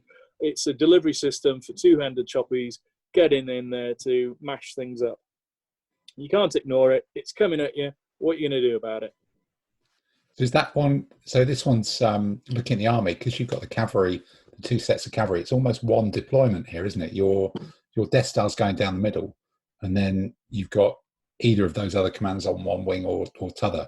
Are you trying to narrow down the terrain here at all, or? Well, because I've got a couple of cavalry on either side, I'm not overly stressed about narrowing down the terrain. If it narrows down, I can just narrow my army down to actually just deliver and just play on one half of the table and ignore the other half. I don't care. That's going to be their issue, not mine. I've got the stuff that's going to go forward, so I'm not worried about having to dance around. They're all going to go in and hit. So I want to ideally have them spread their army across, and then I send a light cavalry bow just to stop them maneuvering, and then hit, have the majority of my 3 units hit 2 of his. So that would be the ideal thing for me. Whether it happens or not, I don't know. But that's what I'd love to actually go and do. Go in and start stomping. Yeah, because I guess the heavy swordsmen are more, by definition, more vulnerable to cavalry than heavy spearmen. But once you've got 6 of them, the numbers start to take on a quality of their own. You're going to have more width and more overlap than a lot of things there. Okay. Saunders, what about you comparing these two? I see this is yet again the time when someone's put in a pair of bowmen. In fact, into 2 commands, there's a pair of bowmen just to get your vote in a very cynical ploy here. But what's your thought on this one? I'm just wondering, what date is that? It's the south one. I know, I mean the date. It says, what does it say? Peter is the date. Yeah. Peter the Great. The option is Peter. What more do you want? Peter's option. Six two-handed weapon guys is quite. I'm not sure. I can't decide on that. I think it's good. They can be very scary. I've had a couple of competitions where someone's dropped 6 of those, comes storming across the table, and against anything other than knights, you can see most armies going, well, hang on a second, that's a bit rough. 6 heavy 2-headed choppers, and with the brilliant general, if you're really lucky, you can move 3 times in one turn, right up to the 4 UD. It's a nice delivery system of deal with this. I think it's especially if someone drops up with some heavy spear. I'm just going to chop them to bits. I even win on draws, so you got to love it. Yeah, I think it's quite a good net, as I'd call it, where even if you're facing 4 cataphracts, you've got 4 lives. You can, even if you lose 2 in the initial contact, you're going to probably get past his flanks. So that's quite good. I'd worry about one flank, but I don't think unreasonably. I wouldn't worry about that. Okay. What about Adam? You're this is the first one that you've had a good full look at. What are you thinking on this one? Well, the big wads of 2-handed chopping weapons again, I think is really, really effective. The elephant, I would be marking Peter down, but I've got marking both down. There's a bit of a gimmick in this army. I'm sure there's a way of doing this army that doesn't rely on one single elephant, or one single element either. More 2-handed choppers. Okay, yeah, I would have been more impressed with that. But I've got to say that I'm probably not going to vote for Peter, because there was an image that flashed through my mind when he was talking. So no, because where he said sort of like, you can't ignore it, it's coming at you, what are you going to do about it? I just had this poor image of poor Mrs. Webb, and that's what sort of passes for romantic talk in his household. And I just thought, no, I can't vote for that, mate. So I don't care how good it is. You've lost my vote. Here comes the elephant. Full badger. Okay. Andy, what about you? Which with any kind of context that Adam has now stooped us down to, what are your thoughts on this one? Most of that went over my head, fortunately. I actually like Peter's list. I think it's neater than Simon's. I'm not entirely convinced about the 6 spearmen, but I do like the concept of the army in that there's very little wastage. Apart from the fact, I'm not sure I'd have 2 archers in each command. But apart from that, I do like the overall idea. You've got a heavy infantry hitty command, you've got an elephant hitty command, and you can hit stuff with the cataphracts and knight if you want to.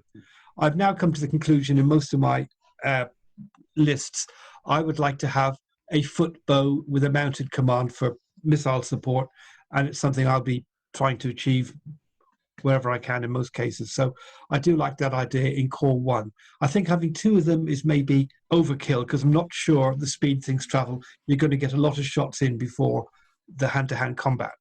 But other than that, yes, I do like Peter's list. Okay. Tamsin, what about you? What's your thoughts on this one?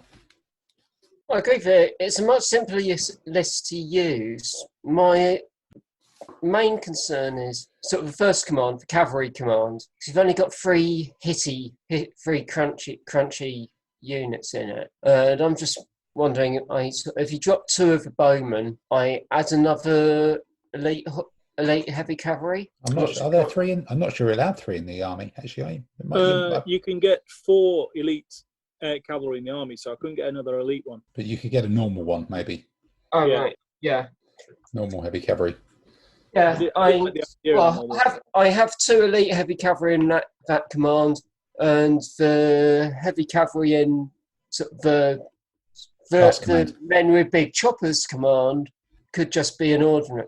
Could be the ordinary, because if it's being used, if as Peter says, it's rollers, sort of hang back a bit, and then once the heavy swordsmen have chewed things up, go around the flank and pick off the easy targets. It doesn't really need to be elite for that. So I'd probably drop 2 bowmen, get 1 more. I put a second heavy cavalry impact elite in the first command, and change the heavy cavalry impacts in the third command to ordinary. Yeah, I'd be more likely to pick this list than Simon's, simply because for me it would be easier to use. It's kind of cleaner, isn't it? Yeah, I think I'm with you on that thing. That first command, whilst it's got a lot of stuff in and it's got 3 elites, it is still it's 3 cavalry and some supporting bowmen. And I do feel that if you're going to have a cavalry or mounted command, it kind of needs to be 4. Yes. And the cataphracts support are primarily an anti-infantry weapon, or better than that, which means you've got 2 wings which are just sort of a single heavy cavalry and a light cavalry. But then I suppose you've got a couple of bowmen with them, but it's a little bit flaky on the wings. The Death Star's a no-brainer, isn't it? Impetuous elite medium swordsman is so rare. That's just great. You've kind of got a grab for that. But with the 2 list compositions, you're doing quite a lot with both of those flanking commands. So, but that Death Star is so pokey and it's going so straightforward, particularly as it's impetuous. I kind of wonder whether not having that as part of a 2 command, if that makes sense, like Simon's done. He's got a general who runs the Death Star and something else, that whether that's almost a waste of a general, because all he's doing is driving the Death Star forward, whereas the Death Star is just going to go forwards and go in. Most turns it's going to be going forward at 1 point a turn, and you're kind of losing that +1 from the general. I think he either needs to be embedded, or possibly that command needs something else for him to do. Maybe even, pull the 2 bowmen out of the first command and let him drive them around. It just gives you more command points. And those 6 heavy swordsmen, that's a really interesting thing. It looks a bit, I'm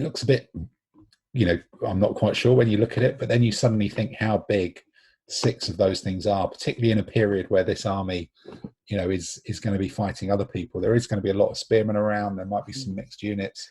That is going to shred them completely, isn't it? That's just such a thing where quantity has a quality all of its own. So I think it's very interesting. I just wonder whether it's a little bit relying on 1 heavy cavalry and 1 light horse on both flanks, that they could get overwhelmed, and you lose the benefit of the elite, and you lose the benefit of the having a specific general with that Death Star. But it's an interesting thing. It's quite different to Simon's in the mix and match, although I suspect there's a similar number of combat troops in there. But it's There was a very similar mix of the two cataphracts, two heavy cavalry. Simon's gone for crossbowmen on the assumption there's probably more armored cavalry around, perhaps in a themed tournament. But yeah, six 200 cutting weapon heavy swordsmen versus, I think it's two of them in Simon's command and three spearmen and the war wagon. Just kind of, yeah, it's different, but that's the quality. Quantity has a quality all of its own, I think, is that one. But maybe it's time to run down the table, then run down the list, and say which one do you choose. So Mr. Saunders, which one are you going for out of those two?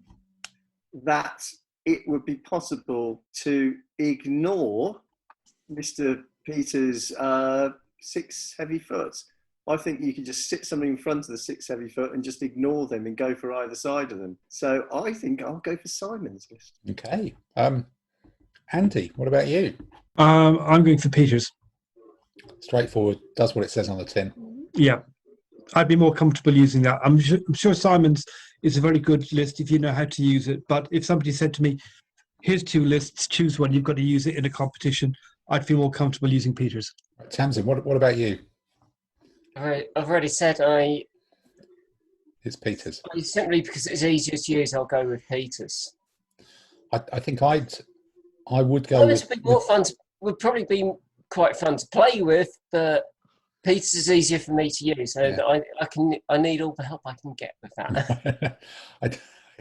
I think I'm probably with Dave. I think there's more.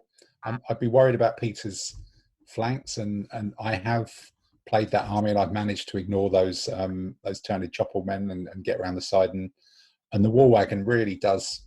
In fact, the war wagon is a thing that allows you to do that. You can sit it halfway across the table and take some of those people just out the game, and they march up and fight the war wagon. You just overwhelm them on t'other flank. But so I think we're probably 2-2 going into our late arrival. Mr. Adam. I didn't hear too much about Simon's, but I've heard the chat and I saw it. I'll take issue with you, Tim, where you said the Death Star's a no-brainer, because I think Peter's list has got 2 ideas in it. One is spending points on the Death Star, and it is a big wodge of points. And the other is that two-handed, that big front. I actually quite like the idea of that big front, but I think including the elephant in it unbalances the list. So it makes the sides of the big front vulnerable, and you can ignore it and you can go around the side. So, and I think the idea of a Death Star command just because you can is becoming a bit of a crutch, and I think it's unbalanced the list.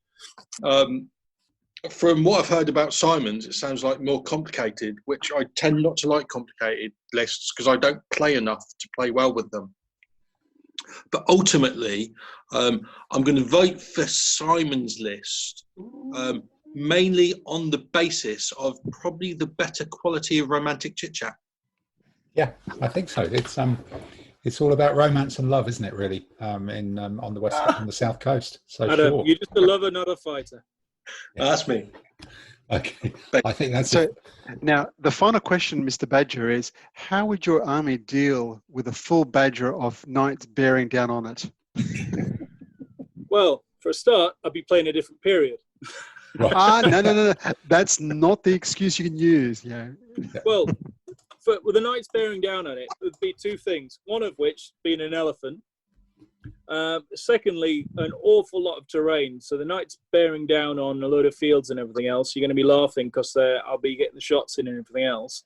And then finally, for the knights, unless you've got a full-on knight army, you've got to have some shitty troops, and they're perfect targets for the cataphracts. Well, it sounds like you've strung a load of words together there. I'm not sure they make any sense if you put them on the tabletop, but it was very confidently delivered. I think that was definitely. Deliver it with confidence, then charge in. Cataphracts is the answer to medieval armies. I think that that sounds like a surefire winner. I think that means that we move, seamlessly to the Napoleonic age with our famous tail end of the Napoleonic Wars.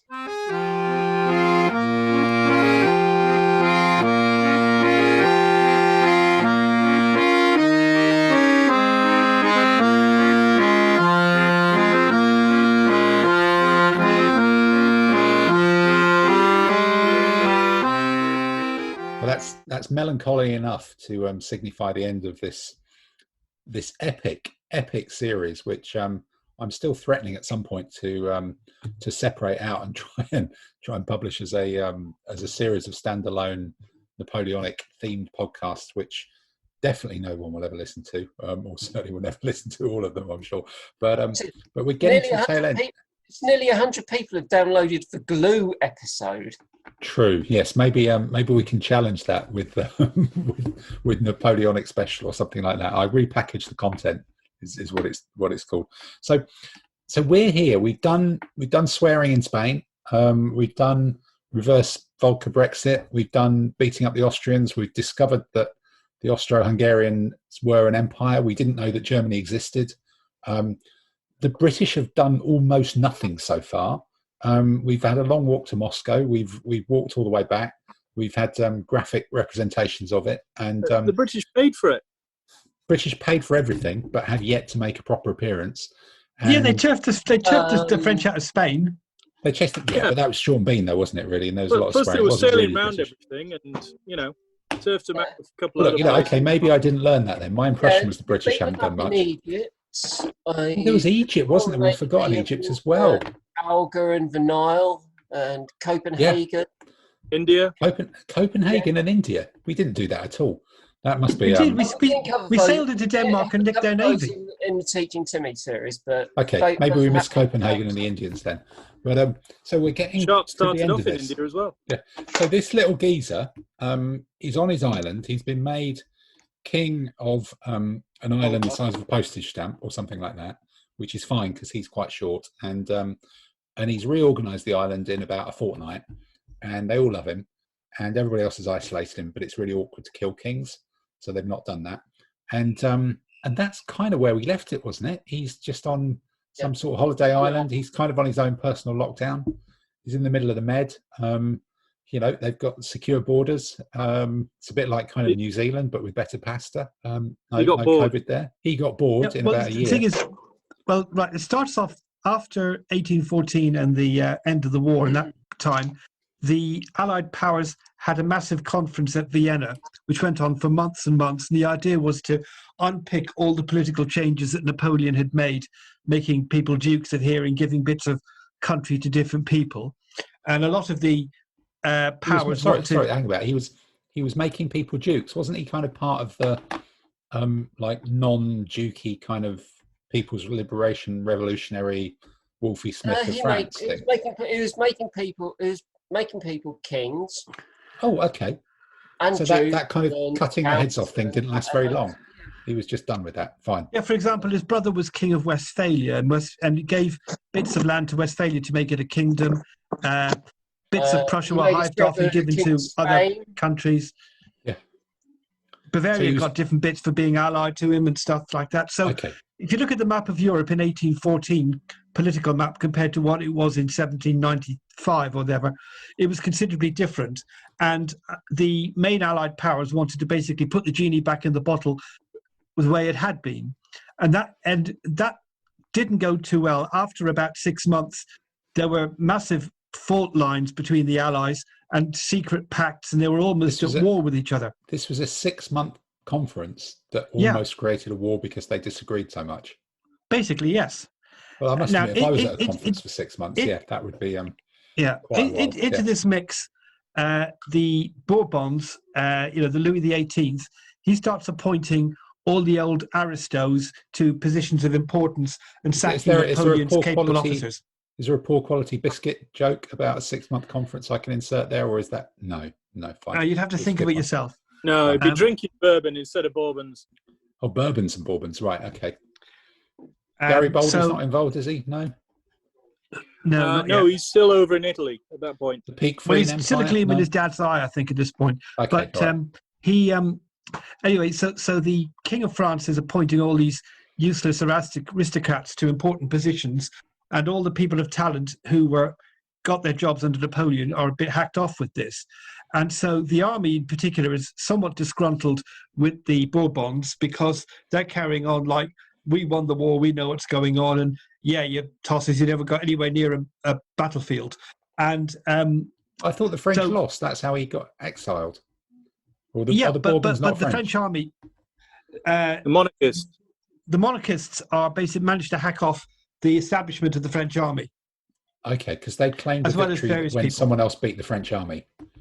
Yeah, That would they're hack them hiding off. at the I get back, that. and That then makes sense. Fine. Okay. they're giving it large. Like, I think it's also important to say that the French army by this time had been created by Napoleon, more or less molded in his own image. So the army was still Napoleonic. They're all little short people, really. With exactly that, yeah. Exactly in his old image. Yeah, fine. Like that gnome. Good. Okay. No. Well, there's a story told about one of his marshals, a guy called Lefebvre, who wasn't the sharpest tack in the toolbox, but heroically brave. And somebody said to him, "Look at you, you've got all these mansions and stuff. You've done very well out the wars." And he said, "Tell you what, you stand 20 paces away, I'll take 30 shots at you, and if I miss, you can have it all." And the guy said, "You must be mad." And he said, "Well, what do you think I did to get this?" Okay, so he just survived. Fine. Okay. So so the French army's narked off with these biscuit people. Yeah. And there's a conference that's gone on for 6 months, and everybody else is narked off as well. So they're kind of loving the time when there used to be constant war, because that was much more unifying. Well, basically, Napoleon, the governor of the guy supposed to keep an eye on Napoleon went off for a holiday in, I think it was February 1815. Napoleon. So he's on an island in the Mediterranean, and he goes off on holiday in February. Where's he going? Guy's supposed to keep an eye on him. You know, his keeper. His parole officer, if you like. Okay, his parole officer. So Napoleon thinks, right, here's my chance. Doesn't he delegate this job to someone, or is it just like? Well, no, he didn't appoint a parole officer. This guy was appointed to keep an eye on him. Okay. Anyway, Napoleon gets his guys, hops on a ship, heads over to France, lands in Fréjus or Marseille or somewhere around there. So no one anticipated this very, very clever ship movement. They thought he was safe on an island. That must have really So he turns up with about 1,000 of his old guard who he'd been allowed to take into exile with him. And the King of France says, "Stop, right, we've got to stop this bloke." So he sends Marshal Ney with an army to stop Napoleon. That's Marshal Ney, who used to work for Napoleon and sort of owes his fame and success to Napoleon. Who said he's going to bring him back in an iron casket. How did that end? Well, Ney lines up his troops across the road near Grenoble, and the unit at the front is the 5th Regiment of the line. Napoleon walks up to these guys and says, "5th of the line, I recognize you. I'm your old emperor. If you want to shoot me, here I am. Take a shot." And when they suddenly say, "Vive l'Empereur! Hooray, Napoleon!" And Ney scarpers back off to Paris because he realizes he's lost the dressing room, basically. So nobody anticipated this outcome then, because to me, I'm not an expert. And after that, Napoleon's on a roll. It's like a victorious procession, and the nearer he gets to Paris, the more people come and support him.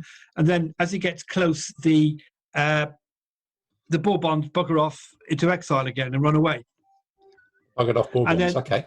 Yeah, the rest of Europe think, right, we're not having this. Napoleon will declare him an outlaw, and let's finally put him down. Napoleon saying, "Hey, peace and love, man. I'm not after anything but France, and I'm not looking to fight anybody." And they say, "We don't care. We want to get rid of you." So, because I think that's given that he's just escaped, formed an army, and marched on Paris. That whole, I'm not really want any more. I'm struggling to see that washing really. Even for the naive Bourbon biscuit people. But right, okay.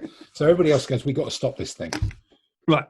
So now it's the year after 1814, and most of the countries have... When's that then? 1815? Is this part of the quiz question later? No? Fine, pay attention, it may well be. Okay. And so they've mainly disbanded most of their armies, and because the Russians are all back in Russia, the Austrians are back in Austria, and very few people have got an army near enough to do anything about this.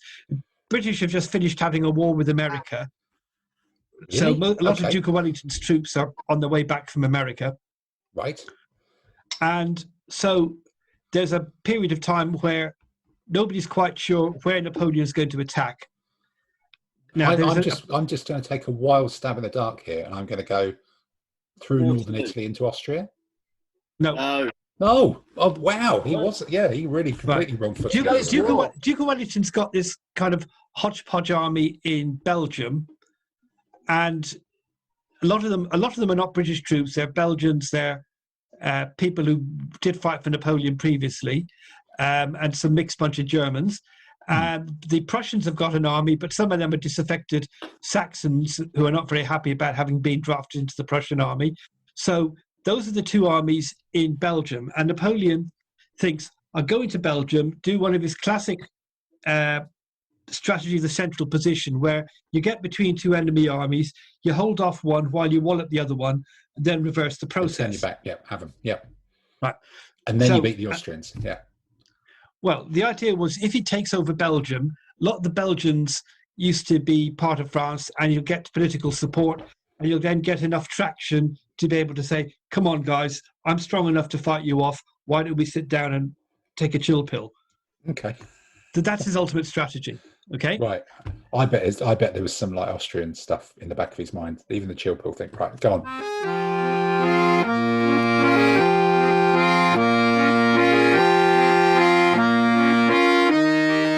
So he's thinking his own go. There's a hodgepodge British army. It's got some Prussians in it. It's got loads of Saxons in it. They're all in some random Belgian village. Yeah. Yep. Right. Some Belgian village called Brussels, I think it was British for a base there. Oh, okay. The British were based all over the place because if Napoleon came north into Belgium, he could do one of two strategies to threaten the British. One is pile straight up the middle and go for Brussels, the capital. The other is swing round to the coast and cut them off from their base of supply at Ghent or Bruges. I can't remember which one it was now. Okay. So Wellington had to cover both eventualities. Right. So he couldn't mass his army until he knew where Napoleon was going. But if I was, Wellington, I would have thought I might as well go straight to Waterloo and wait there because that's kind of where it's happening, isn't it? Or did he not know that at the time?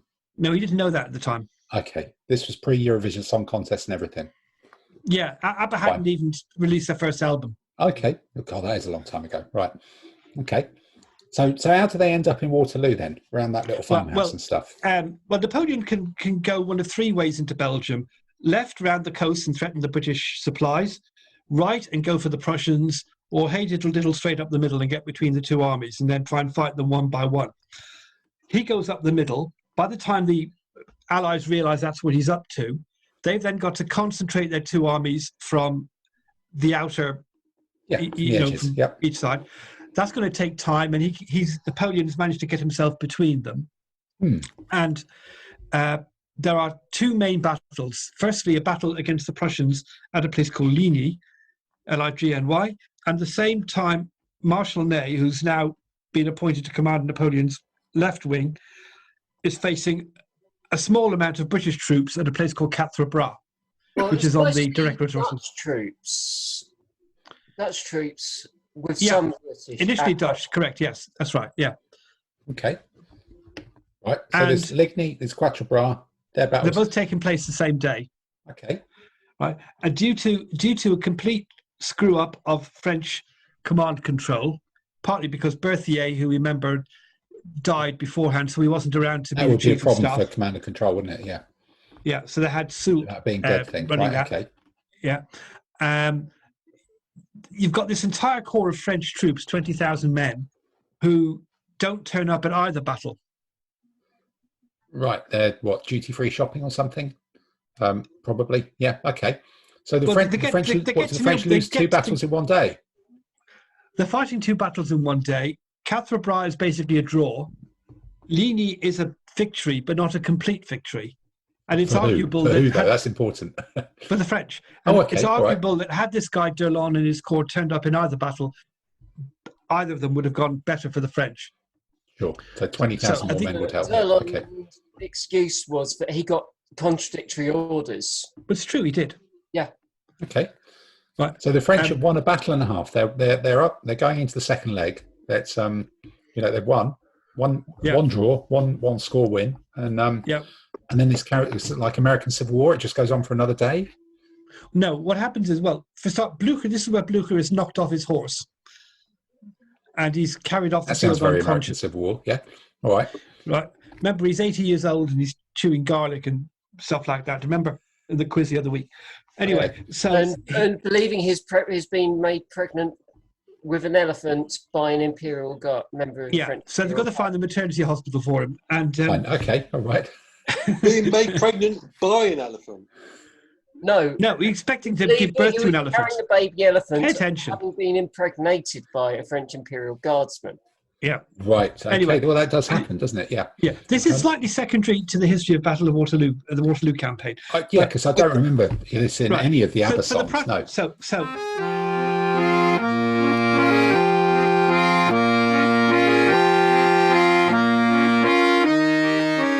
It's the evening of the 16th of June. Prussians have just lost this battle. It's all going haywire. Yeah. The guy in charge now is Marshal Gneisenau, who is Blucher's chief of staff. They've got two ways they can retreat. One is back towards Namur, eastwards, towards the line of communication. The other is straight back, parallel with the British, and keep in touch with them. They look and they say, right, let's go to this place, Wavre. Why Wavre? Because we can read where it is on the map. And it turns out to be parallel with the line of retreat of the British. So the Prussians go straight backwards, staying in touch with the British. Although, due to some people running off in the other direction, Napoleon gets a mistaken impression that the Prussians have head off towards Namur. He sends Marshal Grouchy to keep an eye on the Prussians. He messes it up. That way. Right. And he's gone off towards Namur rather than look, this is really complicated. I imagine some stuff happens, and then one morning they wake up and they're at Waterloo. Is that what happens, basically? About the next day, yes. Right. The next day. So they wake up and they go, it's Waterloo. No, yeah. So Duke of Wellington, the day after he drills his battle, hears the Prussians have run away, and he thinks, well, I better get out of here before Napoleon comes at me with the main army. Right. So he goes back to Waterloo, which is a position he'd noticed previously and thought that would be a good place for a battle. It's got a nice long ridge. I can hide my guys behind it. And that Airfix fort is that Airfix little town. The Hayson thing, yeah, it's really good. Yeah, Hougoumont, yeah, right. I just paid out. It's not Hougoumont, it's the Hayson, and it is the best model ever made in the whole wargaming modelling industry ever. We all had one. Well, gentlemen of a certain age, and it was just fabulous. Exactly. No, I'm sorry, because if you could find that, that's the best one. French Foreign Legion fort. Yeah, French Foreign Legion fort was very good, but that was very rare, and it only had one door, so it was much better as an actually unassailable fortress, but as something to use in different games. I do still think that that little French farmhouse thing was very, very good. Well, the Foreign Legion fort you could use for World War II as well. Yeah, but it just had one door, Andy, and the doors came off. You can use that Foreign Legion fort. Sort of Mexico, Spain, Arabia. Yeah. No, but I guess the key thing though, is when Wellington was looking around the battlefield, he wasn't able to spot a French Foreign Legion fort, so he had to do for the second best choice, and he went for the whatever it was, the Hougoumont. Yeah, that's right. Farm, whatever it's called. Yeah, and they could put the kit together very quickly. That was also an advantage. Very quickly. Yeah. Right.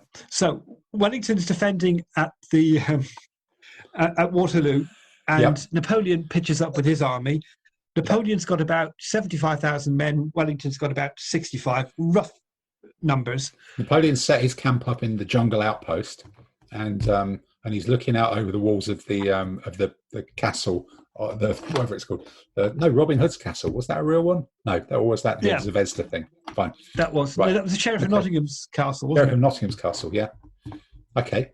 So all the Airfix stuff's there, but the most important one is in the middle of the battlefield. So they're all lined up. They didn't have the gun emplacement. Oh no, they wouldn't have had the gun emplacement. It's too soon for that. Yes, the coastal gun emplacement. Right. Okay. Yeah, I mean, you couldn't get horses to drag a 105 millimeter. And you wouldn't have made coastal gun emplacements on the south coast of Britain there. Yeah, but you don't get them in the middle of Belgium. No, not firing matchsticks into Belgium. It wouldn't have happened. So he's all lined up on a ridge. There's the Airfix thing in the front of him. Behind the ridge. And then there's like Napoleon, who's going to do something clever because he always does. But also Wellington had ridden across the land before, and so he knew where he was going to pick it. And it's raining. Raining. Okay. It's very, very wet. So Wellington had already scouted out the land some time before and thought, if I'm going to fight a battle, I'd like to do it here because it suits me. Well, you say scouted out the land. I think he came across that battlefield when he was out fox hunting. Yeah. scouting Most out. of the rest of us nowadays would find that farmhouse on eBay.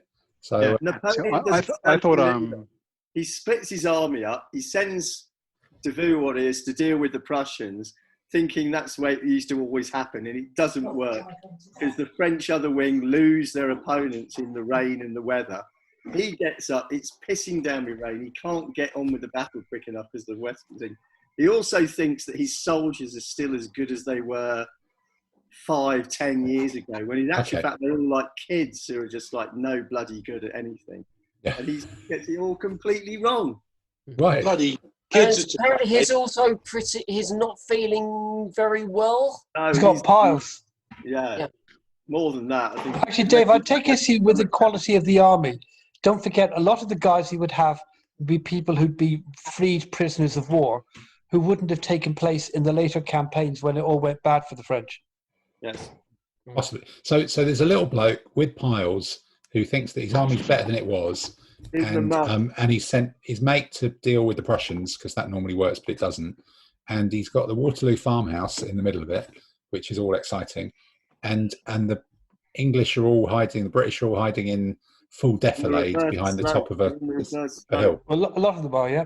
Reverse slope. So this is sort of like an American Civil War battle, isn't there? There's one where Gettysburg or something, where they all hide on the top of a ridge.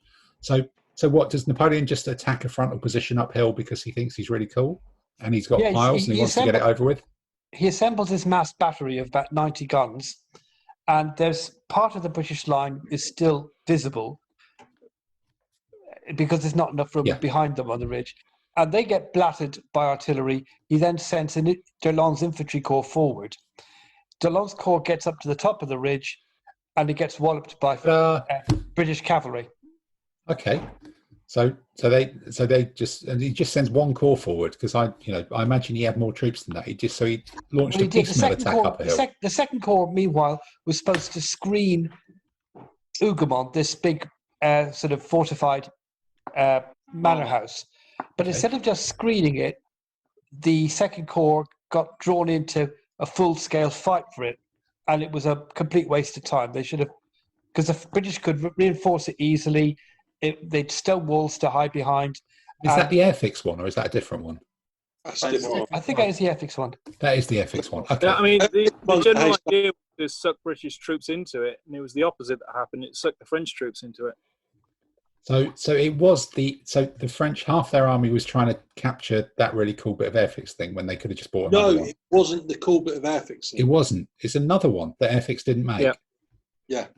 Okay. Which is the Airfix one? Is that the Haysant? Yeah. No, this is another place called the Prince of Orange in it or something? No, that's a pub in Soho, isn't it? Possibly, but it's all right. So no, it was the guards. There was the British guard light companies were in Hougoumont. So, describing this sounds like Napoleon really didn't know what he was doing. Was his piles that bad? Yeah. It just lost his ability to... He didn't really have a grip on the battle that day. So to speak, yeah. That's a horrible image again. Yeah. It's like another euphemism. His piles were so bad he couldn't get a proper grip on the battle. Bit of Grapes of Wrath going on.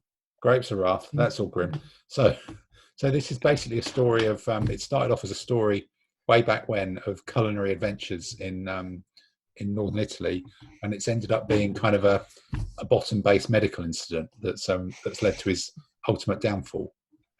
Because it does sound... At 9 a.m, he would probably have won it, but he has to wait till 11 o'clock for the ground to ride out, to dry out. Then it's too late. He wants to take advantage of his artillery, because he's old artillery guy. He wants to blow away the English. Yeah, and that's what he's always relied on in the past. He's living on old glories. He thinks his troops are as good as they used to be, but they're not. They're a bunch of kids. And anyway, the Prussians managed to disengage. He can't do it. No. Yeah. Anyway, Grouchy finally finds out where the Prussians are. Sorry, I would just like my chance to derail Andy as well. So okay, go for it. Chip in. Oh, I thought I would just throw that in there. Fine. You've not got anything to add. You just want to try and derail Andy because everybody else has a go. Yeah. Fine. No, that's good. That's a better contribution I've made the last 12 weeks. So that's all good. Yeah, much more sense. So this has all gone horribly wrong then. It's all going wrong. The Prussians basically... So go now. You have your go now. You carry on talking, mate. Yeah. Prussians managed to get away from Grouchy and turn up to save Wellington by putting They pressure don't, they on the don't French turn up boat. in Napoleon's rear, do they? No, Nice Napoleon actually thinks they're their Grouchy returning to the battlefield, having defeated the Prussians, only discover it's the other way around and it's the Prussians arriving on his flank. Right. And he's expecting his two armies to concentrate and finish off the English, Dutch, and all the allies. And it's not that way round. So he's got problems to the front, he's got problems in his rear areas, and now he's got problems on his flank as well. Yes. It's just all gone up. So it sounds like a battle that's just unwinnable. So this is a great wargaming battle, but is it just unwinnable because it's not unwinnable, because if his generals had listened to what his orders were, so he's got one group there off running after the Prussians, but his general orders are march to the sound of the guns, and they went and faffed around. If they'd have turned up early and ignored the Prussians, they were supposed to just see them off and then come back to the battle. Then they would have wiped out Wellington, because they'd have just come in at the right side, hit from the side, and taken it out. Also, don't forget you had the nonsense with Second Corps trying to take out Hougoumont instead of just masking it, tying up an entire corps rather than an entire brigade. So then you they also got bogged down without no blitzkrieg. afternoon. Then they should have done blitzkrieg and gone past the obstacle. Absolutely. And then in the middle of the afternoon, Marshal Ney launches massive cavalry charges by about thousands of French cavalry against British squares, and it just gets nowhere, but it wears down the French cavalry. Right. So it's got a timing issue as well. So if the British storm in with their cavalry, the French come back, and instead of staging it, they should have just, got the British to turn into squares and then hit with artillery. That's his normal thing.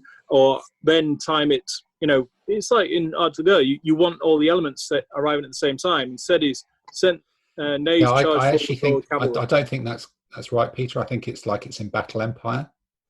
Really, the whole squares thing. I've not found that rule yet, but Battle Empire. But okay, so basically, this fantastic, super military career of genius and the rest of it comes to one boiling crescendo at which they do everything wrong. Yeah. Right. So all the stuff that he got right earlier on, he just staved up all the mistakes and just made them all in one battle, for which, and after he made such a bad mistake, someone went, let's start naming railway stations after this. And we rub it in forever. Yeah, as a war gamer, you can have 2 or 3 games where all you roll is 5s and 6s. At some point, you're going to get a game where you roll nothing higher than a 2.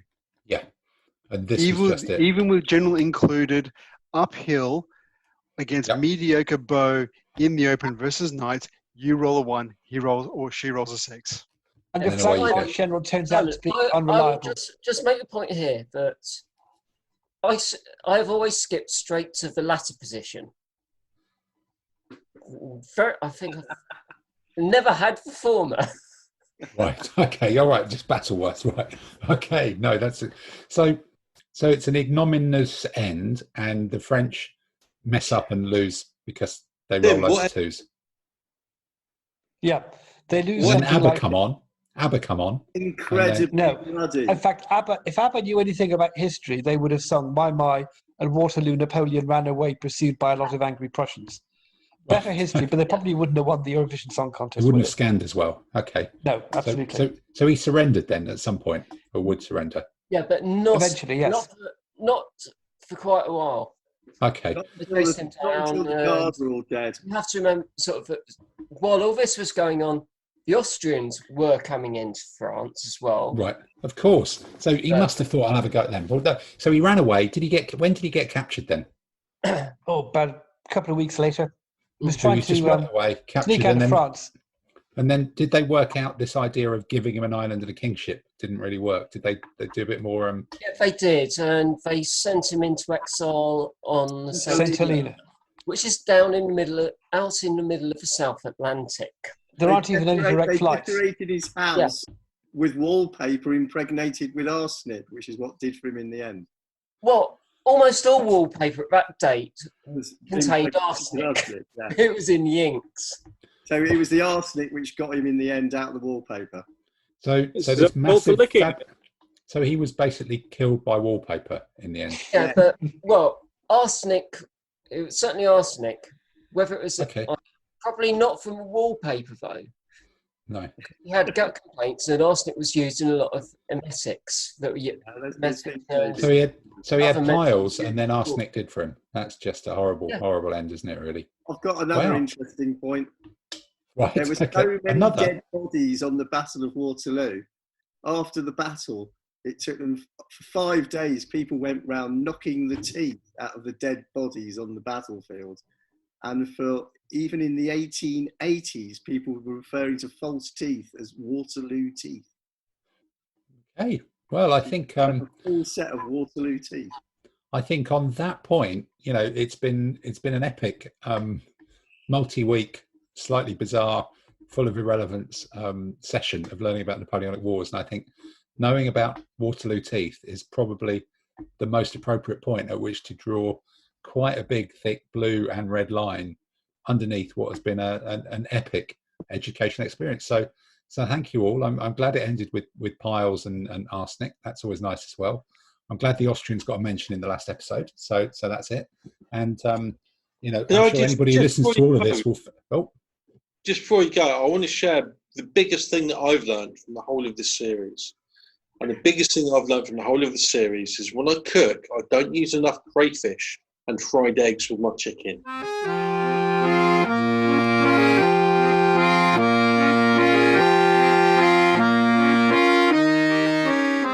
Maybe we'll do a video episode of Cook Along with the Gang of Seven to do great Napoleonic recipes of our time, not involving arsenic and not giving yourself piles. So, look, ladies, gentlemen, thank you very much for your forbearance. And I think I'm almost ready to think about painting up that British Army.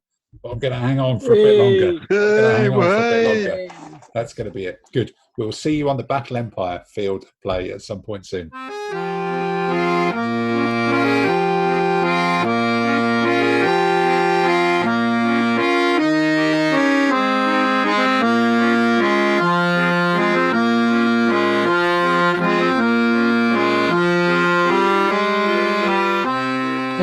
That's the last we'll ever hear of that music, because I doubt anyone's ever going to listen to this twice again. You know there's going to be a series 2.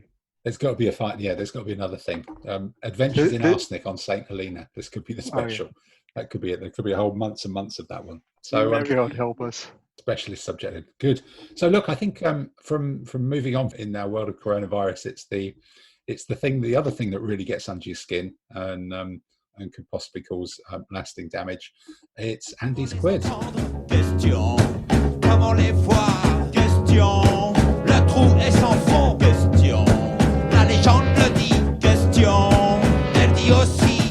Question, c'est une maladie. Question. So Andy, impose your quiz answers upon us, and then impose this week's final quiz of the series. Okay, well, last week the theme was there was this Irishman, and I wanted to know who were the following 3 gentlemen of Irish birth or ancestry. Number 1, the British general who, on being reminded of the fact that he was born in Ireland, replied that being born in a stable does not make one a horse. Wellington. Oh, nosy. Yep, well done. Yep. Number 2, the American general who was appointed as military governor of Texas after the Civil War, and who once commented that if he owned hell in Texas, he'd rent out Texas and live in hell. No idea. Phil Sheridan. He was later commander-in-chief of the whole American army. And then number 3, the British admiral who, on being advised to stop sending his ships to Crete to help evacuate the British forces in 1941 because of mounting losses to air attack, replied, "It takes the Navy 3 years to build a ship, but it will take 300 years to build a new tradition. The evacuation will continue." That's ABC. Correct. Admiral Cunningham. Question, comment les voir? Question, le trou est sans fond. Question, la légende le dit. Question, elle dit aussi. Question, c'est une maladie. Question. But this week's quiz is slightly different, and it's called Testing Tim on Napoleonics. So to find out what, if anything, Tim has learned over the last so many weeks. Now I'm going to ask you a series of questions, and they're multiple choice. So, the true answer is in there somewhere. You just have to discern it, right? So question 1. At which port did Napoleon make a name for himself by commanding the artillery during the siege in 1793? Was it Margate, Calais, Brest, or Toulon? I think that was, I was going to say Alexandria, but that's not one of the answers. Brest has got best comedy potential, but I think I will go Toulon because I seem to remember that it was utterly incomprehensible why the British fleet were choosing Toulon to invade. It's because the French fleet was there, but hey, I guess that was it. Can you keep track of the score, please? So he's got one right. Un point. Right. Wyoming, un point. Okay. Number 2. In 1796, Napoleon took over the army of Italy. In addition to Austria, which other kingdom's army did he have to fight at the start of the campaign? A, the Mafia. B, Papal States. C, Venice. Or D, Savoy. Mafia was probably later when he was in Sicily or the Sardinia or something like that, and his pizza time came later. I don't think the Papal States exists because that just had knights in it, and Peter's not bouncing up and down and excitement, so it can't be that one. So I think basically because there's always a culinary theme as well, and Savoy is a form of cabbage, and that's a food. I think I'm going to go with Savoy because all the stuff around Italy had a food theme. Cabbages. Well done. Yeah, Savoy it was, right? Right. Now, number 3. Which military order was ejected from Malta by Napoleon en route to Egypt in 1798? Was it the Knights of St. John, the Templars, the Baron Knights, or the Knights Husseyni?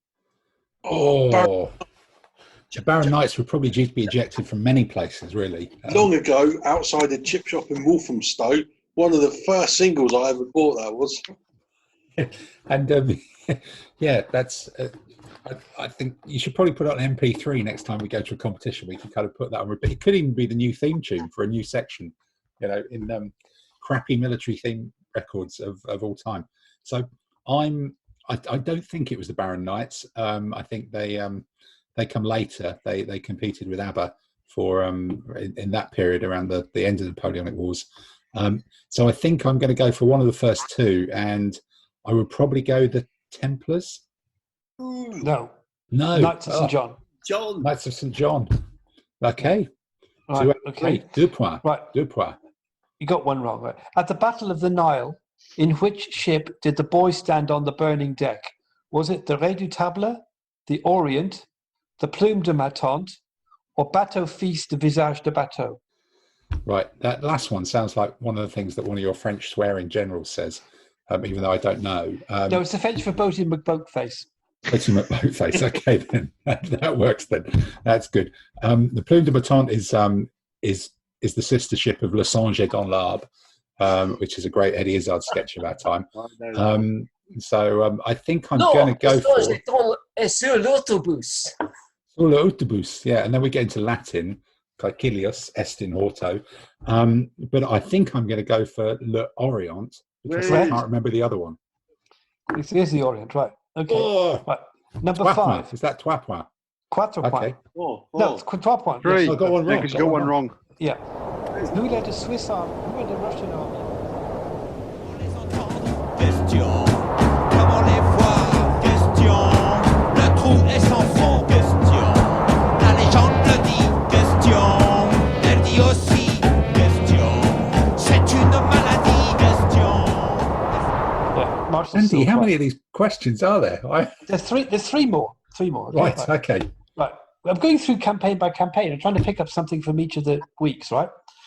In I think 1814, you're missing the point. This isn't supposed to be a proper educational quiz. In 1814, after Napoleon was forced to abdicate, who became King of France? Was it Louis Armstrong, Louis XVI, Louis XVIII, or King Louis? I think that was definitely the 18th because there was the one where the 17th didn't exist. Correct. So they made it up for example. Okay. Whoa! Right. It's the penultimate question here. In the Waterloo campaign, which newly appointed marshal with a dwarvish name commanded the right wing of the French army? Was it Grumpy, Galadriel? Grouchy, Bashful, or Doc? It has to be. Is this a reference to the Napoleon's piles and it's grouchy? Yeah, correct. Okay. Last question. Dear In Sharps God. Waterloo, Now, in Sharps Waterloo, Sean Bean as Sharp says he'd like to ram the Prince of Orange's crown somewhere the sun doesn't shine. What is Harper's response?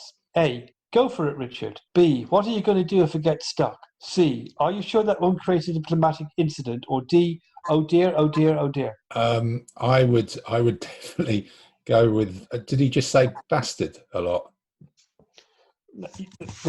Let's go for oh dear, oh dear, oh dear. Correct. Right. Right. Okay. Anybody keeping score? Anybody still alive? Anybody still awake? Right, 4 wrong. What was that? 12 right, 4 wrong. 12 right, 4 wrong out of 28. That's all. No, there 30? 16. 16. That's 400. 412. I think it was 18 out of 15. Oh, And on that note, we draw a line under the quiz. Question, comment les voir? Question, le trou est sans fond? Question, la légende le dit? Question, elle dit aussi? Question, c'est une maladie? Question. I've actually written a little poem called Ode to the Podcast Crew. Do you want to record it and send it to me? No. How long is it? Oh, it's how many pages? 1 page. Fine. Fire away. We started in March, and in each passing week, on gaming and painting for hours we speak. There's Timmy and Tamsin and Adam and me, plus Peter and Dave and Simon the Aussie. The armies we painted span a large chunk of time, from Chinese through Vikings to Brits on the Rhine. Each week for debate, one list we submit, except for Dave when he chose Ugarit. I've learned about painting. I now know this much. For an African elephant, I must use a big brush. We found out what unit types each person likes. For Simon and Peter, it's Nellies and Knights. We're all different tastes. It's horses for courses. Tim likes mounted armies, but not painting horses. Dave likes classic armies, including the Roman, as long as they include 2 mediocre bowmen. Adam prefers to swap plastic for lead, and Tamsin likes accessories and stuff for Judge Dredd. Wargaming vocabulary is expanded through Tim. Hazoons and Full Badger were coined by him. We've taught him Napoleonics, and this he has mastered. He now knows there's more than Sean Bean saying bastard. We hope you say well and can game with your friends as our once weekly sequence of podcasting ends. So charge your opponents with bow, lance, or tusk. The day will be yours. They'll be flushed down the Usk. Hey! Hey! Well done, Andy. Let me ask this. This means war.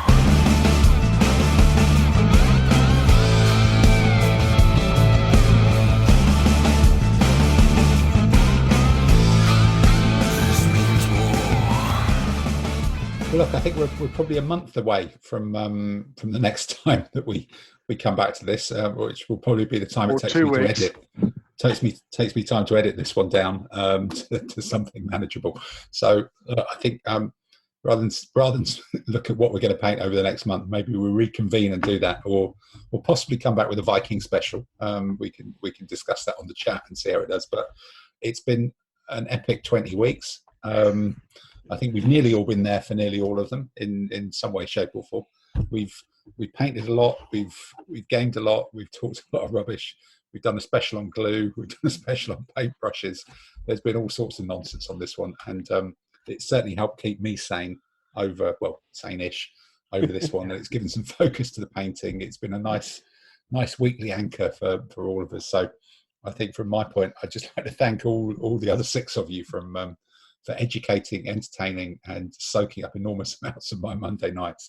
And I think it's been an epic thing. So thank you, folks, and thank you all. And we will return. I'm sure we will absolutely return. Like Napoleon. Napoleon. Thank you to our listener. Yeah, thank you to our listener. We'll return with piles, and we'll be licking the wallpaper. That's probably the. Andy can ask another one. We can ask another one. Yeah. We'll all be flushed down the Usk. Right, just stop the pit. Yeah, just stop the chat. Tim, Yeah. thank you very much. Yeah. Guys, thank you very much. Well Listener, done. thank you very much. Yeah. Good night. Good night. Good night. Good night.